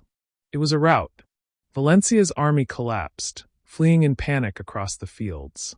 Over 700 Mexicans lay dead or wounded, 1,200 captured, and dozens of guns seized. In less than an hour, Santa Anna's forward defense had disintegrated. Furious, the dictator raced to rally his remaining forces. His wrath fell not on the Americans but on Valencia, whose disobedience had doomed thousands. Yet there was no time for recriminations. Scott, relentless, pushed his advantage. He ordered an immediate advance toward Churubusco, where Mexican forces regrouped around a fortified convent and stone bridge. Santa Anna threw reinforcements into the defenses, swearing to hold at all costs. The convent of San Mateo became a fortress, its thick walls bristling with cannon, its defenders prepared to die within its cloisters. The Battle of Churubusco raged with ferocity. American columns advanced along dikes and causeways, struggling through mud and water under withering fire. Cannon from the convent blasted canister into their ranks, tearing men apart in showers of blood and stone. Volunteers and regulars alike pressed forward, shouting, slipping, dragging artillery into position. The convent itself became a furnace of battle. American infantry stormed its walls, scaling ladders under musket fire, smashing gates with axes. Mexican defenders, including the famed San Patricio Battalion, Irish and European deserters who had joined Mexico, fought with desperate valor. They manned the guns until ammunition was gone, then fought with bayonets and bare hands. Their green flag fluttered defiantly over the smoke. By afternoon, the convent was engulfed. Walls cracked under bombardment, defenders cut down in hand-to-hand combat. The San Patricios resisted to the last, refusing to surrender until overwhelmed. Many were captured, bound, and marked for execution. Their stand became legend, both tragic and immortal. When the smoke cleared, the field belonged to Scott. The Mexican army had suffered catastrophic losses. Over 4,000 dead, wounded, or captured. American casualties were heavy but far fewer. The twin victories of Contreras and Churubusco broke the southern defenses of Mexico City. The road to the capital lay open. Yet victory brought no celebration. The fields were strewn with corpses, canals choked with bodies. The convent's courtyards ran with blood. Soldiers staggered through the carnage, numb with exhaustion. Even Scott, meticulous and proud, understood the horror of what his army had wrought. He paused, offering truce negotiations, but Santa Anna refused. The capital would not surrender without further blood. For the Americans, the battles marked a turning point. Confidence swelled. They had smashed superior numbers in fortified positions, twice in a single day. For the Mexicans, despair deepened, yet pride demanded further resistance. Santa Anna, humiliated but unbroken, prepared the next line of defense at Molino del Rey and Chapultepec. The Valley of Mexico had become a killing ground, and ahead loomed the gates of the capital itself. Molino del Rey. The Valley of Mexico was bleeding. After Contreras and Churubusco, Santa Anna's defenses had cracked, his armies driven back toward the very gates of the capital. Yet Mexico City still stood defiant. Its walls, its causeways, its ancient dignity remained untouched. To reach it, Winfield Scott's army would have to break one more bastion, Molino del Rey, the king's mill. Molino del Rey was no mere mill. Once a royal foundry, it sprawled west of Chapultepec Castle, its stone buildings long and solid, its walls thick. Mexican troops had fortified it into a redoubt. Cannon bristled from its courtyards, musketeers manned its windows. Rumors swirled that the foundry held Mexico's last great arsenal, that cannon were being cast within its walls. Whether true or not, Scott believed Molino del Rey had to be seized. Leaving it intact would threaten any advance on Chapultepec, the fortress looming just beyond. The task fell to General William Worth and some 3,500 men. Their orders: storm the position, seize the foundry, destroy its capacity to resist. But Santa Anna, anticipating the strike, reinforced the mill with over 10,000 defenders. What awaited the Americans was not an empty husk, but a trap bristling with steel. At dawn on September 8, 1847, the attack began. American artillery thundered, shells crashing into stone walls. Smoke and dust cloaked the field. Columns of infantry surged forward across open ground, muskets gleaming in the early light. Immediately, Mexican guns answered. Cannon roared from the mill, tearing gaps in the American ranks. Grapeshot ripped through advancing lines, hurling men into the dirt. Still they pressed on. The fighting at Molino del Rey was savage. American troops reached the walls, battering doors with axes, clambering through windows, firing into rooms thick with powder smoke. Mexicans met them with volleys at point-blank range, then with bayonets when ammunition ran low. Courtyards became charnel houses, bodies strewn across cobblestones slick with blood. Soldiers fought hand to hand, muskets used as clubs, knives flashing in the haze. General Worth's men pushed into the heart of the mill, only to be met by a furious counterattack. Mexican reserves poured in, surging with bayonets. The Americans were driven back, their gains nearly erased. Officers shouted, drums beat, and again the lines surged forward. For hours the battle seesawed, rooms taken, lost, retaken again. On the right, the Black Fort, a strong stone redoubt, poured devastating fire into the attackers. Cannon from its walls shredded American columns again and again. General John Garland's brigade, caught in the storm, suffered horrendous losses. Men fell in heaps, the survivors crawling forward through clouds of dust and iron. Only after repeated charges, supported by artillery, did the Americans finally silence the fort, storming it at bayonet point. By midday, Worth's men gained control of Molino del Rey. The mill's defenses collapsed under relentless assault. Mexican soldiers, brave but battered, fell back toward Chapultepec, leaving the fields strewn with their dead. American troops searched the foundry but discovered little of value. No arsenal, no great cache of cannon. The rumors had been false. The blood spilled for Molino del Rey had been the price of a phantom. The cost was staggering. Nearly 800 American casualties, killed and wounded, in just a few hours of fighting. It was one of the bloodiest single days of the war. Mexican losses were heavier still, over 2,000 dead, wounded, or captured. The ground around the mill was carpeted with bodies, the air filled with the stench of powder and blood. Soldiers on both sides staggered from the smoke, hollow-eyed, too exhausted even to cheer. For the Americans, the victory was hollow. They had taken the mill, but gained little strategic reward. The true stronghold remained untouched. Chapultepec, the fortress rising above them on its rocky hill, its walls bristling with cannon. Molino del Rey had been only a prelude. Scott, ever methodical, took stock. The battle had been costly but necessary. The mill no longer threatened his flank. Now he could focus all his power on the final objective, the castle of Chapultepec, the last gate before the city itself. For Mexico, the loss deepened despair but did not break resolve. Soldiers retreated into Chapultepec, swearing to defend it to the last. Civilians watched with dread, knowing the next storm would fall on the very doorstep of their capital. The fields of Molino del Rey lay silent by evening, except for the groans of the dying. Fires flickered across shattered walls. The mill's great stones, blackened by smoke, stood as witness to the carnage. It was a victory without glory, a triumph that tasted of ash. Ahead, the fortress loomed. Chapultepec awaited. Chapultepec, storming the heights. Chapultepec, the grasshopper hill. Rising 200 feet above the Valley of Mexico, crowned by a fortress palace, it was both a symbol of Mexico's pride and the last barrier to her capital. From its heights, cannon commanded every road leading into the city.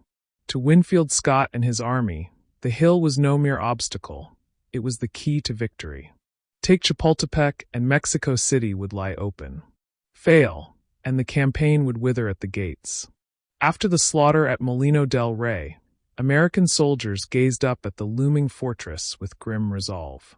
Chapultepec's walls bristled with guns. Inside were some 2,000 defenders, Mexican regulars, cadets from the military academy, and volunteers, many young and untested. Santa Anna, determined to save the capital, ordered the fortress held at all costs. The defenders knew the hill's value, and many were prepared to die upon it. Scott prepared carefully. Artillery was hauled into position, heavy guns dragged through muddy causeways and placed on ridges surrounding the hill. On September 12, 1847, the bombardment began. For hours, cannons roared, hurling shells into Chapultepec's walls. Masonry crumbled, smoke and dust rising in great clouds. Flames licked through halls, the palace shaking under the relentless barrage. Yet when the smoke cleared, the defenders still stood. Dawn, September 13th. The order went out. American columns surged forward across open ground, advancing toward the hill under fire. Musket balls hissed from parapets, cannon thundered from embrasures. The slope was steep, rocky, tangled with brush. Soldiers clawed their way upward, slipping, stumbling, pressing forward through smoke and screams. Scaling ladders were hurled against the walls. Men climbed, bayonets gripped between teeth, muskets slung across backs. Defenders fired downward, blasting attackers from the ladders, sending bodies tumbling. Still more climbed, relentless, determined. On the slopes below, the fighting was savage. Units clashed in gullies and gardens, hand-to-hand combat erupting amid trees and rocks. Mexican soldiers fought with fierce courage, refusing to yield. Yet American discipline and artillery support drove them back, yard by yard. Inside the fortress, cadets of the military academy, boys of 15 or 16, fought beside hardened veterans. Legend tells of Juan Escotilla, a young cadet who, as the walls were breached, wrapped himself in the Mexican flag and leapt from the heights to keep it from capture. Whether myth or truth, the image burned into Mexico's soul. The Niños Héroes, the boy heroes, who died with their flag. By mid-morning, the walls were breached. American troops poured into the fortress, muskets blazing, bayonets stabbing. Smoke filled the halls of the palace. Shattered windows rattled with gunfire. Defenders fought desperately from room to room, refusing surrender until overwhelmed. Outside, ladders swarmed with soldiers, the stars and stripes rising above the ramparts. The battle was short but ferocious. By noon, Chapultepec was in American hands. Cannon turned inward, blasting retreating Mexican forces along the causeways into the city. The fortress, Mexico's last shield, had fallen. The cost was high. Hundreds of Americans lay dead or wounded on the slopes. Mexican losses were greater still: soldiers, cadets, civilians caught in the storm. Blood stained the rocks, the courtyards, the palace floors. The hill itself seemed to weep, its proud walls scarred and broken. For the Americans, victory was intoxicating. Soldiers cheered as their flags waved from the heights, echoing with the cry, "On to the city!" For Mexico, the fall of Chapultepec was heartbreak, a wound deeper than defeat. The cadets' sacrifice became legend, their memory a rallying cry for generations.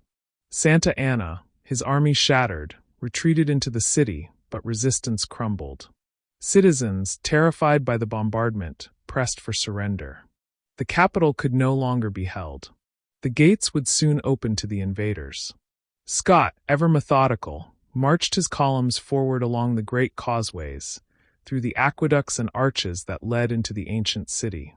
As the fortress smoldered behind them, the Americans pressed onward, banners flying, drums beating. The march into Mexico City had begun. Chapultepec was not just a battle. It was a symbol, the shattering of Mexico's pride, the climax of the campaign. The boy cadets became martyrs, immortalized in stone and memory. For the United States, the victory was proof of destiny fulfilled. For Mexico, it was tragedy etched into the soul of a nation. The heights had fallen. The capital lay ahead.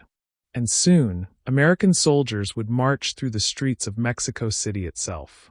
The fall of a capital. September 14th, 1847. Morning broke over Mexico City, the ancient heart of an empire. Domes and spires glimmered in the pale light, rising above canals and plazas. But the city did not wake to church bells or market cries. It woke to silence, the silence of defeat. On the causeways leading from Chapultepec, the American army marched forward. Winfield Scott, tall and imposing atop his horse, rode at the head. His soldiers followed in grim columns, drums beating, banners unfurled. The capital of Mexico was about to fall. The defenses had collapsed. Chapultepec, stormed the day before, lay smoking behind them. Santa Anna's army, once boasting tens of thousands, had melted away. Some units fled south, others dissolved into the alleys of the city, their muskets abandoned. The dictator himself slipped out in the night, leaving his capital to its fate. Only scattered resistance remained. Snipers on rooftops, barricades hastily built, civilians clutching muskets in desperation. Scott advanced cautiously. The city was vast, its streets narrow and twisting. He feared ambush, street fighting, house-to-house carnage. His orders were strict. Discipline must be maintained. Looting or chaos would disgrace the victory. Officers barked commands, holding ranks tight, bayonets fixed. The Americans pressed steadily into the heart of the city. Along the streets, civilians watched with a mix of fear and fury. Women wept openly. Men clenched fists, powerless to resist. Children peered from doorways as foreign troops tramped past, their faces caked with dust and powder. In plazas, white flags fluttered from balconies, a plea for mercy, a sign of surrender. But not all was quiet. From rooftops came sporadic fire. Shots cracked, echoing through the stone corridors. An officer toppled from his horse, blood staining his coat. Soldiers ducked, muskets flashing in response. A house was stormed, its defenders dragged out. These pockets of resistance slowed the advance, but could not stop it. By mid-morning, the Americans reached the Plaza Mayor, the great square of Mexico City. The scene was surreal. The cathedral loomed over the square, its bells silent. The National Palace stood grim and defiant. Scott halted his army, surveying the heart of Mexico. At 7 a.m., the stars and stripes rose above the palace. The flag of the United States waved over a city that had once been the jewel of the Aztec Empire, the seat of Spanish viceroys, the capital of an independent republic. Now it lay under foreign occupation. The symbolism was staggering. Soldiers cheered, drums thundered, cannon boomed in salute. Yet beneath the triumph, unease lingered. The city was conquered but not subdued. Anger simmered in the streets. Guerrilla attacks flared at night. Civilians hurled stones from rooftops, ambushed lone patrols, poisoned wells. Mexico City was occupied but never pacified. For Scott, the victory was nonetheless immense. With only 8,000 men, he had marched from Veracruz through mountains, fortresses, and armies, seizing the capital of a nation of 7 million. His campaign was hailed as brilliant, a model of precision and audacity. Foreign observers watched in awe. Europe, long dismissing the United States as a backwater republic, now saw proof of military power on par with the Old World empires. For Mexico, the fall of its capital was devastation. Pride shattered, territory imperiled, its government fractured. Yet even in defeat, the nation endured.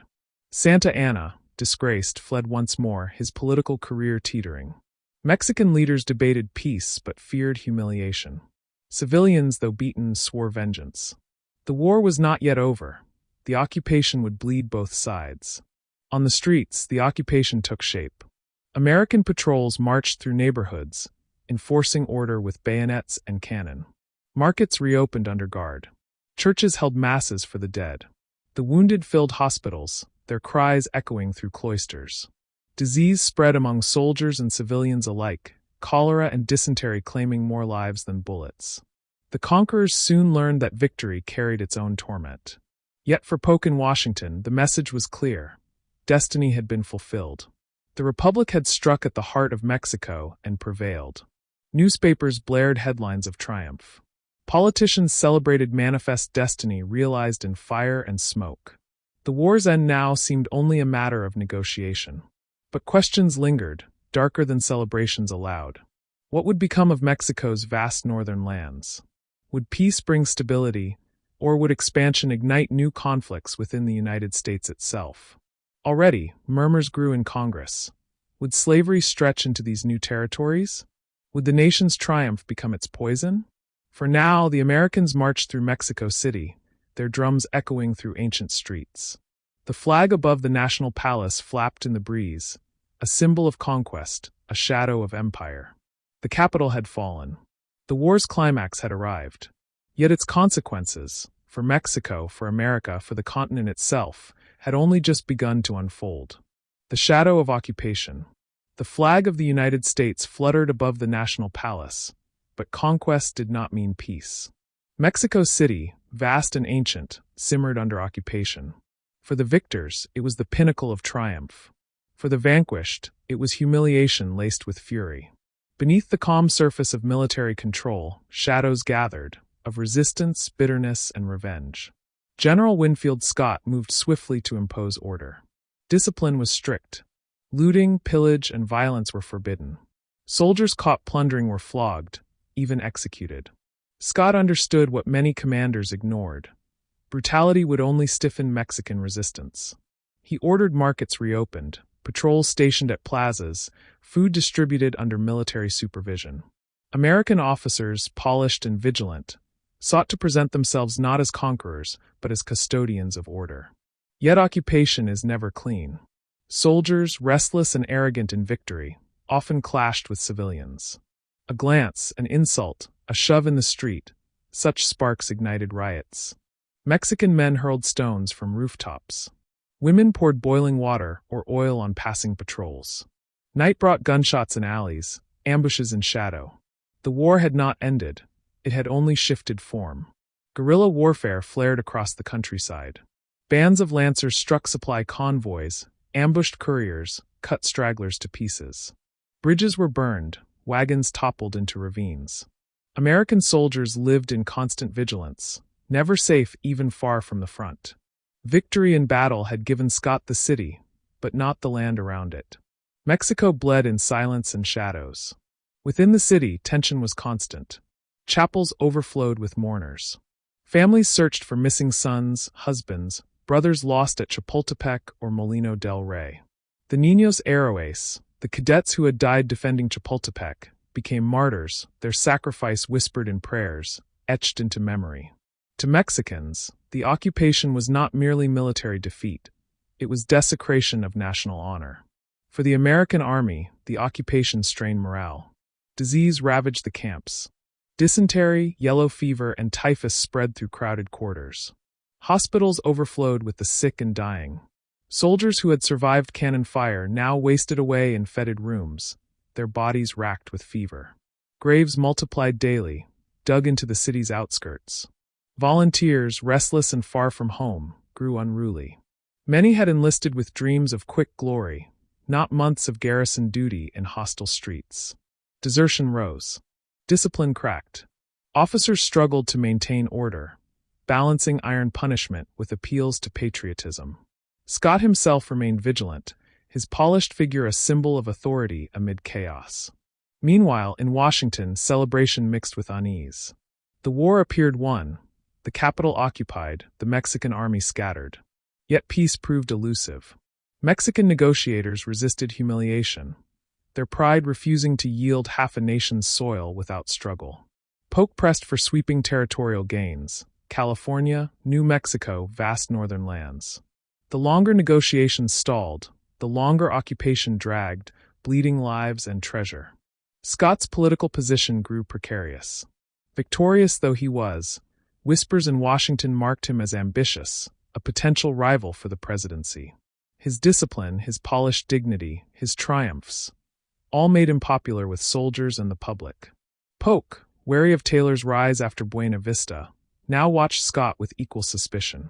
Generals who won too much often became dangerous in politics. For Mexicans, occupation deepened the wound. National pride was shattered, yet resistance simmered everywhere. Priests preached defiance from pulpits. Guerrillas raised the cry of vengeance in villages. Even as negotiators sat at tables, the land itself rejected the invader, bleeding him in ambushes and disease. Mexico's capital was conquered, but Mexico's spirit was unbroken. Amid this tension, small moments revealed the human cost. Letters from soldiers spoke of children begging in the streets, of mothers clutching infants in ruined homes, of churches filled with the dead. Some Americans pitied the civilians, others hardened their hearts, seeing only enemies. War blurred compassion, turning daily life into struggle. By late 1847, the occupation entered its darkest phase. The city stood quiet under bayonets, but the countryside burned with insurgency. The United States had achieved its great military goal, yet peace seemed as distant as ever. Negotiations stalled, casualties mounted, bitterness deepened. The shadow of occupation threatened to eclipse the glory of conquest. For the American soldier, the question became simple: how long must we stay in this hostile land? For the Mexican citizen, another question burned hotter: how long until we drive them out? The war had reached its climax with Chapultepec and the fall of Mexico City. Yet the story was not finished. The treaties had not been signed, the borders not redrawn. Both nations stood at a crossroads, victory on one side, humiliation on the other. The occupation was victory's shadow, and like all shadows, it darkened as the light of triumph began to fade. The Treaty of Guadalupe Hidalgo.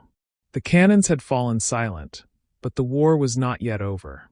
Mexico City lay under foreign occupation, its streets patrolled by American soldiers, its people restless under the weight of defeat. Yet no conquest is complete until ink dries on paper. And in February 1848, after months of wrangling, humiliation, and delay, that ink was set to flow. The place was a quiet town north of the capital, Guadalupe Hidalgo. For Mexico, the path to the treaty was paved in desperation. Santa Anna, disgraced yet again, had abandoned the capital after its fall. His political rivals maneuvered in the ruins of government, scrambling for power as the nation bled. Mexico was broken, its armies scattered, its economy shattered, its people exhausted. But still, pride resisted. To sign away half the republic felt like betrayal, an open wound carved into national honor. Yet refusal meant continued occupation, more death, more ruin. The United States, by contrast, negotiated from strength.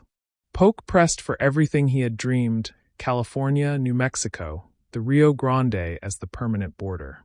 His envoys carried these demands into talks with Mexican commissioners, reminding them of the American army encamped in their capital. Diplomacy was cloaked in velvet words but driven by iron bayonets. The negotiators gathered in a convent at Guadalupe Hidalgo. Around them, the scars of war lingered. Refugees crowded the countryside, soldiers limped through villages, families mourned in silence. Inside, however, the language of treaties prevailed: clauses, articles, boundaries. Mexico's representatives, weary and embittered, struggled to salvage dignity. They pleaded for reduced demands, for the protection of their citizens, for some recognition that Mexico remained a sovereign nation. The Americans held firm. The price of peace was vast territory, nearly half of Mexico's land, stretching from Texas to the Pacific. California, with its golden shores and rumored riches. New Mexico, gateway to the interior. Arizona, Utah, Nevada, parts of Colorado and Wyoming. It was an empire carved by pen after being taken by sword. On February 2, 1848, the treaty was signed. The terms were stark. Mexico ceded over 500,000 square miles to the United States. In return, America paid $15 million, a sum that felt like insult rather than compensation, and assumed certain Mexican debts owed to U.S. citizens. The Rio Grande was established as the border of Texas. For Mexico, it was dismemberment. For the United States, it was manifest destiny fulfilled. When news reached Washington, Polk was triumphant. His vision had been realized. The Republic stretched from the Atlantic to the Pacific, its borders vast, its horizons limitless. Newspapers hailed the treaty as a triumph of American arms and destiny. California, in particular, glittered with promise, soon to explode with gold. Yet even amid celebration, controversy brewed. Critics charged that the war had been unjust, manufactured by Polk's ambition. Northern Whigs denounced it as a slaveholders' conspiracy, designed to expand slavery into new lands. Southern Democrats rejoiced at the prospect of expansion but eyed the looming conflict with suspicion. For every new territory raised the question: free soil or slave soil? The treaty did not settle that question, it ignited it. In Mexico, the treaty was received with anguish. Citizens felt betrayed by their leaders, robbed of half their nation. The ceded lands included fertile valleys, deserts, mountains, a geography larger than Western Europe. The humiliation cut deep. Many Mexicans swore they would never forget, never forgive. The Treaty of Guadalupe Hidalgo became not a peace but a scar. On the ground, American soldiers prepared to leave. Their drums no longer beat the march of conquest, but the slow roll of withdrawal. Columns filed out of Mexico City, their banners furled, their boots echoing through streets they had seized in blood. Civilians watched in silence, some relieved, others seething. The war was ending, but the shadow of occupation lingered in every plaza, every ruined wall. For the ordinary soldier, the treaty meant home. Survivors longed for familiar fields, for farms and families left behind. Too many would never return. Disease and combat had claimed thousands. Graves dotted the landscape from Palo Alto to Chapultepec, reminders of the cost of conquest. For Mexico, the treaty marked survival, but at a terrible price. The Republic endured, but smaller, weaker, haunted by what was lost. For the United States, the treaty marked ascendance, a continental power, stretching from ocean to ocean. Yet in the triumph lay seeds of division, seeds that would soon sprout into civil war. At Guadalupe Hidalgo, the pen scratched. Borders shifted. Empires changed. Lives were altered forever. The war that began with skirmishes on the Rio Grande ended with a continent reshaped. The Treaty of Guadalupe Hidalgo was more than a document. It was a wound, a prophecy, and a turning point. For one nation, it was destiny fulfilled. For the other, destiny stolen. The wound that would not heal. The Treaty of Guadalupe Hidalgo ended the war, but peace on parchment could not erase the scars carved into nations. For the United States, the treaty was hailed as triumph. For Mexico, it was catastrophe. And for both, it left wounds that would fester long after the armies marched home. Mexico had lost half its territory, an expanse of deserts, mountains, and fertile valleys stretching from the Rio Grande to the Pacific. California, New Mexico, Arizona, Nevada, Utah, and parts of Colorado and Wyoming, all ceded in one stroke. To many Mexicans, the loss was not merely land but identity, dignity, and future. Generations would call it La Perdida del Norte, the loss of the North. The wound became part of national memory, a symbol of betrayal and humiliation. In towns and villages, families mourned sons who never returned from battle. Mothers cursed leaders who had failed them. Veterans limped through streets, scarred and forgotten, reminders of a war that had bled the nation dry. The treasury lay empty, industries shattered, pride broken. Mexico survived as a republic, but its weakness invited instability. Coups, revolts, and foreign interventions would haunt it for decades. The shadow of 1848 never lifted. For the United States, the treaty was celebrated as manifest destiny realized. The dream of a continental republic stretching from sea to shining sea was now reality. Newspapers blazed with triumph, painting the war as proof of divine mission. California glittered with promise, its mountains soon to spill gold into American hands. Expansionists proclaimed a new age of prosperity and power. Yet triumph carried poison.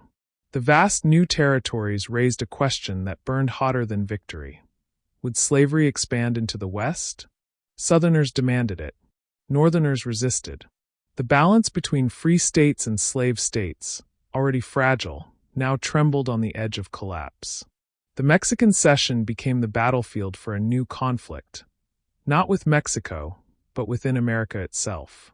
In Congress, arguments raged. The Wilmot Proviso, introduced during the war, demanded that slavery be banned from any territory taken from Mexico. It passed the House but died in the Senate, foreshadowing battles to come. Every new compromise seemed temporary, every debate more bitter. What had begun as a war of expansion soon revealed itself as a prelude to civil war.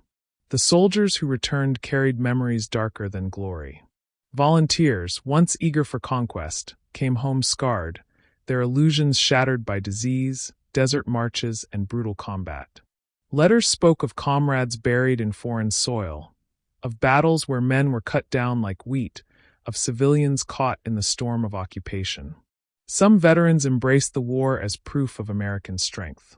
Others condemned it as greed dressed in patriotism.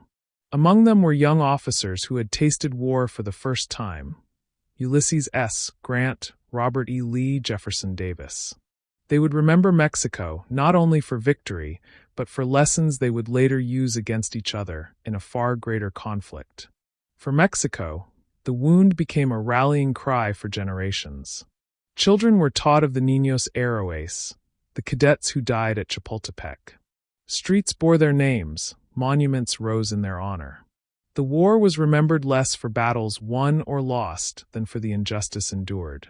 Even as Mexico struggled with internal chaos, the memory of 1848 burned, shaping its identity as a nation that had suffered but survived. The cultural scars reached deeper. Borders that once stretched across deserts and mountains now cut through families, villages, and tribes. Communities found themselves split between nations overnight. For Native peoples, the war meant little more than another betrayal, another line drawn across their homelands without consent. In the United States, glory was tempered by guilt. Voices like Henry David Thoreau and Abraham Lincoln condemned the war as unjust, waged for conquest and slavery's expansion. Thoreau refused to pay taxes in protest, writing Civil Disobedience, a work that would inspire generations of resistance worldwide. Lincoln, then a young congressman, demanded to know the spot where American blood had truly been shed, challenging Polk's justification for war. Their words lingered long after the cannons had gone silent. The Treaty of Guadalupe Hidalgo ended the fighting, but the wound it left was not one nation's alone. For Mexico, it was humiliation. For the United States, it was temptation, the temptation of empire, the temptation of expansion unchecked. In that temptation lay division, and in division lay the seeds of civil war. Years later, veterans would look back and call it a training ground. Grant himself would write, "I do not think there was ever a more wicked war. I had not the moral courage to resist." His words echoed the unease many felt. Victory had come, but at what cost to conscience? The wound of 1848 never healed. It remained open, shaping politics, memory, and destiny. On one side of the border, it bred resentment and sorrow. On the other, it bred arrogance and ambition. Together, they formed a scar across the continent, visible in every debate, every monument, every map. The war was over. But its shadow was only beginning. The seeds of civil war. The Mexican-American War ended with the stroke of a pen, but its consequences reverberated like thunder across the United States. The Treaty of Guadalupe Hidalgo delivered triumph. California, New Mexico, the Rio Grande border, a continental republic stretching from ocean to ocean. Yet beneath the cheers, another sound grew louder, the rumble of division. For with victory came new land, and with land came the question that could not be silenced, slavery. The Republic had long walked a tightrope. Since the nation's birth, North and South had clashed over whether slavery would spread into new states. Every compromise, Missouri in 1820, the balancing of free and slave states, had only postponed crisis. Now, with more than 500,000 square miles added in the Mexican cession, the issue exploded into the open. Would the new territories be slave or free? The debate began even before the war ended. In 1846, Congressman David Wilmot introduced his proviso, a proposal to ban slavery in any territory taken from Mexico. The Wilmot proviso passed the House but failed in the Senate, exposing the fracture lines of the nation. Northerners rallied behind it, declaring that the West must remain free soil.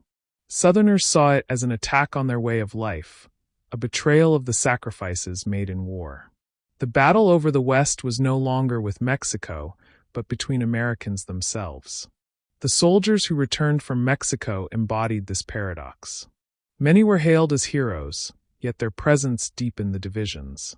Men like Jefferson Davis, who had fought bravely at Buena Vista, returned as champions of the Southern cause.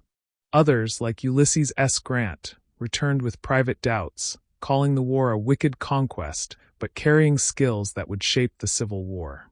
The fields of Mexico had been classrooms in blood. Officers who had once fought side by side would soon turn those lessons against each other. Polk's triumph quickly soured in politics.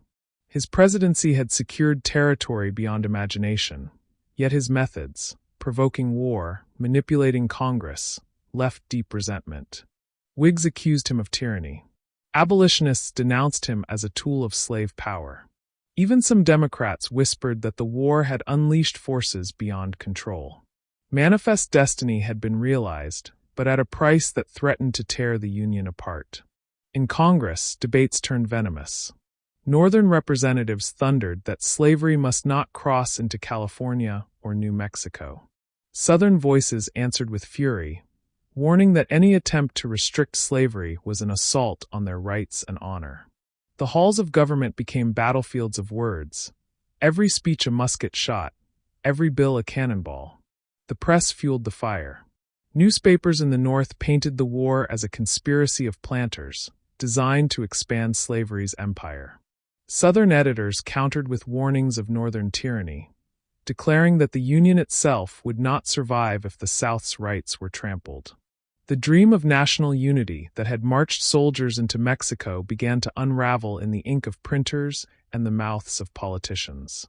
Amid this storm, one figure rose from victory's shadow, Zachary Taylor. Old Rough and Ready, the hero of Palo Alto, Monterey, and Buena Vista, returned a legend. Soldiers adored him, the public idolized him, and by 1848 he was swept into the presidency. Yet Taylor's rise brought irony. A Louisiana slaveholder, he nonetheless hinted at moderation, refusing to push expansion of slavery into the territories. His stance alienated Southern fire eaters, while his popularity unsettled Washington elites. Polk's suspicion of Taylor had been well-founded. Victory in Mexico had indeed forged political giants, giants who would dominate the coming crisis. But Taylor would not live to steer the storm. His sudden death in 1850 left the Republic adrift, thrusting compromise and conflict back into the hands of lesser men. The territories won in Mexico remained the spark in the powder keg. The Compromise of 1850, the Kansas-Nebraska Act, the rise of abolitionists and secessionists, all trace their roots to 1848, to the land torn from Mexico. For Mexico, the war had ended. For the United States, it had only transformed. The seeds of civil war had been planted in the deserts of Chihuahua, the hills of Chapultepec, the treaty signed at Guadalupe Hidalgo. Every acre gained carried a question. Every map redrawn carried a curse. The soldiers who had marched triumphantly through Mexico City would march again, this time against each other. Blue and gray would replace red and green. The tactics learned at Cerro Gordo and Churubusco would be repeated at Shiloh and Antietam. The shadows of Mexico lengthened, casting darkness over America's future. The Mexican-American War had ended with glory. But within that glory lay division, and within division lay civil war. The seeds had been sown, watered by victory, fertilized by ambition. And soon, they would grow into the bloodiest conflict the Republic had ever known. The long shadow of 1848. The Treaty of Guadalupe Hidalgo ended the war, but history is never bound by treaties. 1848 was not a conclusion, it was a beginning. The ink had dried, the borders were redrawn, but the shadow of the conflict stretched far beyond the decade. The Mexican-American War reshaped North America, echoing through every generation that followed. For Mexico, the shadow was heavy and immediate. The nation had survived, but in pieces. Half its territory was gone, carved away in humiliation. Its economy lay shattered, its politics in chaos. Coups and revolts toppled governments in dizzying succession. Within a decade, foreign powers would return to exploit the weakness. France would land troops, crown an emperor, and seek to rule from Chapultepec. The United States, still hungry, would return in later decades with interventions and occupations. The War of 1846–48 left Mexico weakened, not just for years, but for generations. And yet, from the wound grew resilience. The Niños Héroes of Chapultepec became martyrs, their sacrifice woven into national memory. Streets, monuments, and schools bore their names. Every September, Mexicans remembered their courage, teaching children that though the Republic was defeated, its spirit was unbroken. The war became a cornerstone of Mexican identity, not as a tale of conquest, but of endurance in the face of overwhelming odds. For the United States, the shadow was paradox. Victory was undeniable. The dream of manifest destiny had been fulfilled. The Republic stretched from Atlantic to Pacific. Gold would be discovered in California within a year, transforming the nation's wealth and population overnight. Railroads would follow, linking oceans, binding territories. The United States emerged from the war no longer a regional power, but a continental empire. But triumph came with poison. The new lands opened the old wound of slavery wider than ever. Would California enter the Union as free soil? Would New Mexico? Would the South's peculiar institution march westward under the banner of expansion? Every debate tore deeper into the fabric of the Republic. The Missouri Compromise cracked. The Compromise of 1850 barely held. Kansas and Nebraska would bleed in miniature civil wars. The shadow of Mexico stretched across every chamber of Congress, every political campaign, every family divided by conscience. The war also left a military legacy. On its battlefields, young officers had been forged. Grant, Lee, Jackson, Meade, McClellan, all had marched under the same flag in Mexico. They had learned discipline at Cerro Gordo, improvisation at Churubusco, courage at Chapultepec. Less than 2 decades later, those same men would face each other as enemies, their lessons sharpened into strategies for slaughter. The Civil War was not born in 1861. Its first sparks had been struck in Mexico. The shadow reached further still. For Native peoples, the war was another betrayal. Lands promised or protected were swept aside as U.S. settlers surged westward under the banner of conquest. Tribes found themselves trapped between two nations, their territories divided by the new border. The flood of migration that followed, miners, farmers, merchants, pressed relentlessly against indigenous homelands, bringing new wars of dispossession. For Latin America, 1848 sent a warning. The United States, once seen as a fellow republic resisting European empires, revealed itself as an empire in its own right. Nations from Cuba to Chile watched with wary eyes. If Mexico could lose half its land, who would be safe? Distrust of the Colossus of the North took root, shaping relations for centuries. In the United States itself, dissenters remembered the war as a moral stain. Henry David Thoreau refused to pay his taxes, protesting what he called an unjust war, and wrote Civil Disobedience, a work that would echo far beyond America, inspiring Gandhi and Martin Luther King Jr. Abraham Lincoln, as a young congressman, had demanded to know the spot where American blood had been shed, challenging Polk's deception. Their voices, though faint amid the roar of victory, became louder with time. The war's shadow was not only conquest but conscience. And so the legacy of 1848 was dual. It was triumph and tragedy, victory and division, empire and resentment. It built a continental United States, but fractured its politics. It broke Mexico but steeled its identity. It created martyrs, heroes, villains, and skeptics. The war ended with treaties and ceremonies, but its consequences lived on in memory, in politics, in every clash that followed. The long shadow of 1848 stretched across the 19th century, into the Civil War, into Reconstruction, into Mexico's struggles against empire and dictatorship. Even in the 20th century, echoes remained. Border disputes, cultural tensions, immigration debates, all bore the faint outline of a war fought generations earlier. The Mexican-American War was brief, just 22 months of fire and blood. Yet its shadow lasted centuries. Borders shifted, nations transformed, destinies rewritten. The smoke cleared from Palo Alto, from Buena Vista, from Chapultepec, but the consequences never cleared. 1848 was not an end. It was a beginning, and its shadow still lingers. The guns fell silent in 1848, but silence is not the same as peace. The Mexican-American War lasted less than 2 years, yet it reshaped a continent, altered destinies, and planted seeds that would bear bitter fruit for generations.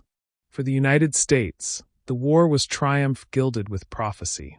A young republic, once fragile on the Atlantic seaboard, now stretched from ocean to ocean.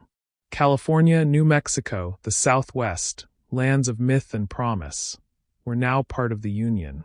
Railroads would follow, gold would glitter, settlers would pour westward in endless columns. The dream of manifest destiny had been made real with cannon and blood. The world looked on, astonished. America was no longer a regional power, but an empire in its own right. And yet, inside that triumph hid a fracture. Every mile of territory gained brought the nation closer to its greatest test. Would these lands be free or slave? Would the Union expand liberty or bondage? Polk's gamble, victorious abroad, ignited division at home. The halls of Congress echoed with fury. Compromises staggered, temporary and fragile.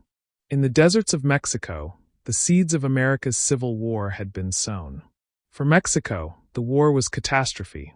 The Republic survived, but half its body was severed.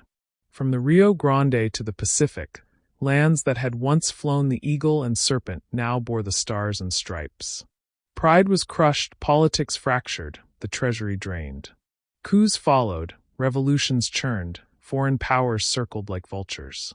The wound of 1848 never closed. It became part of Mexico's very soul, a scar remembered in classrooms, in monuments, in silence. And yet, From that scar grew endurance. The Niños Héroes, the cadets of Chapultepec, became symbols of sacrifice. Defeat became identity, a story of resilience against impossible odds. Mexico endured, bloodied, humbled, but unbroken. The war also left a legacy beyond nations.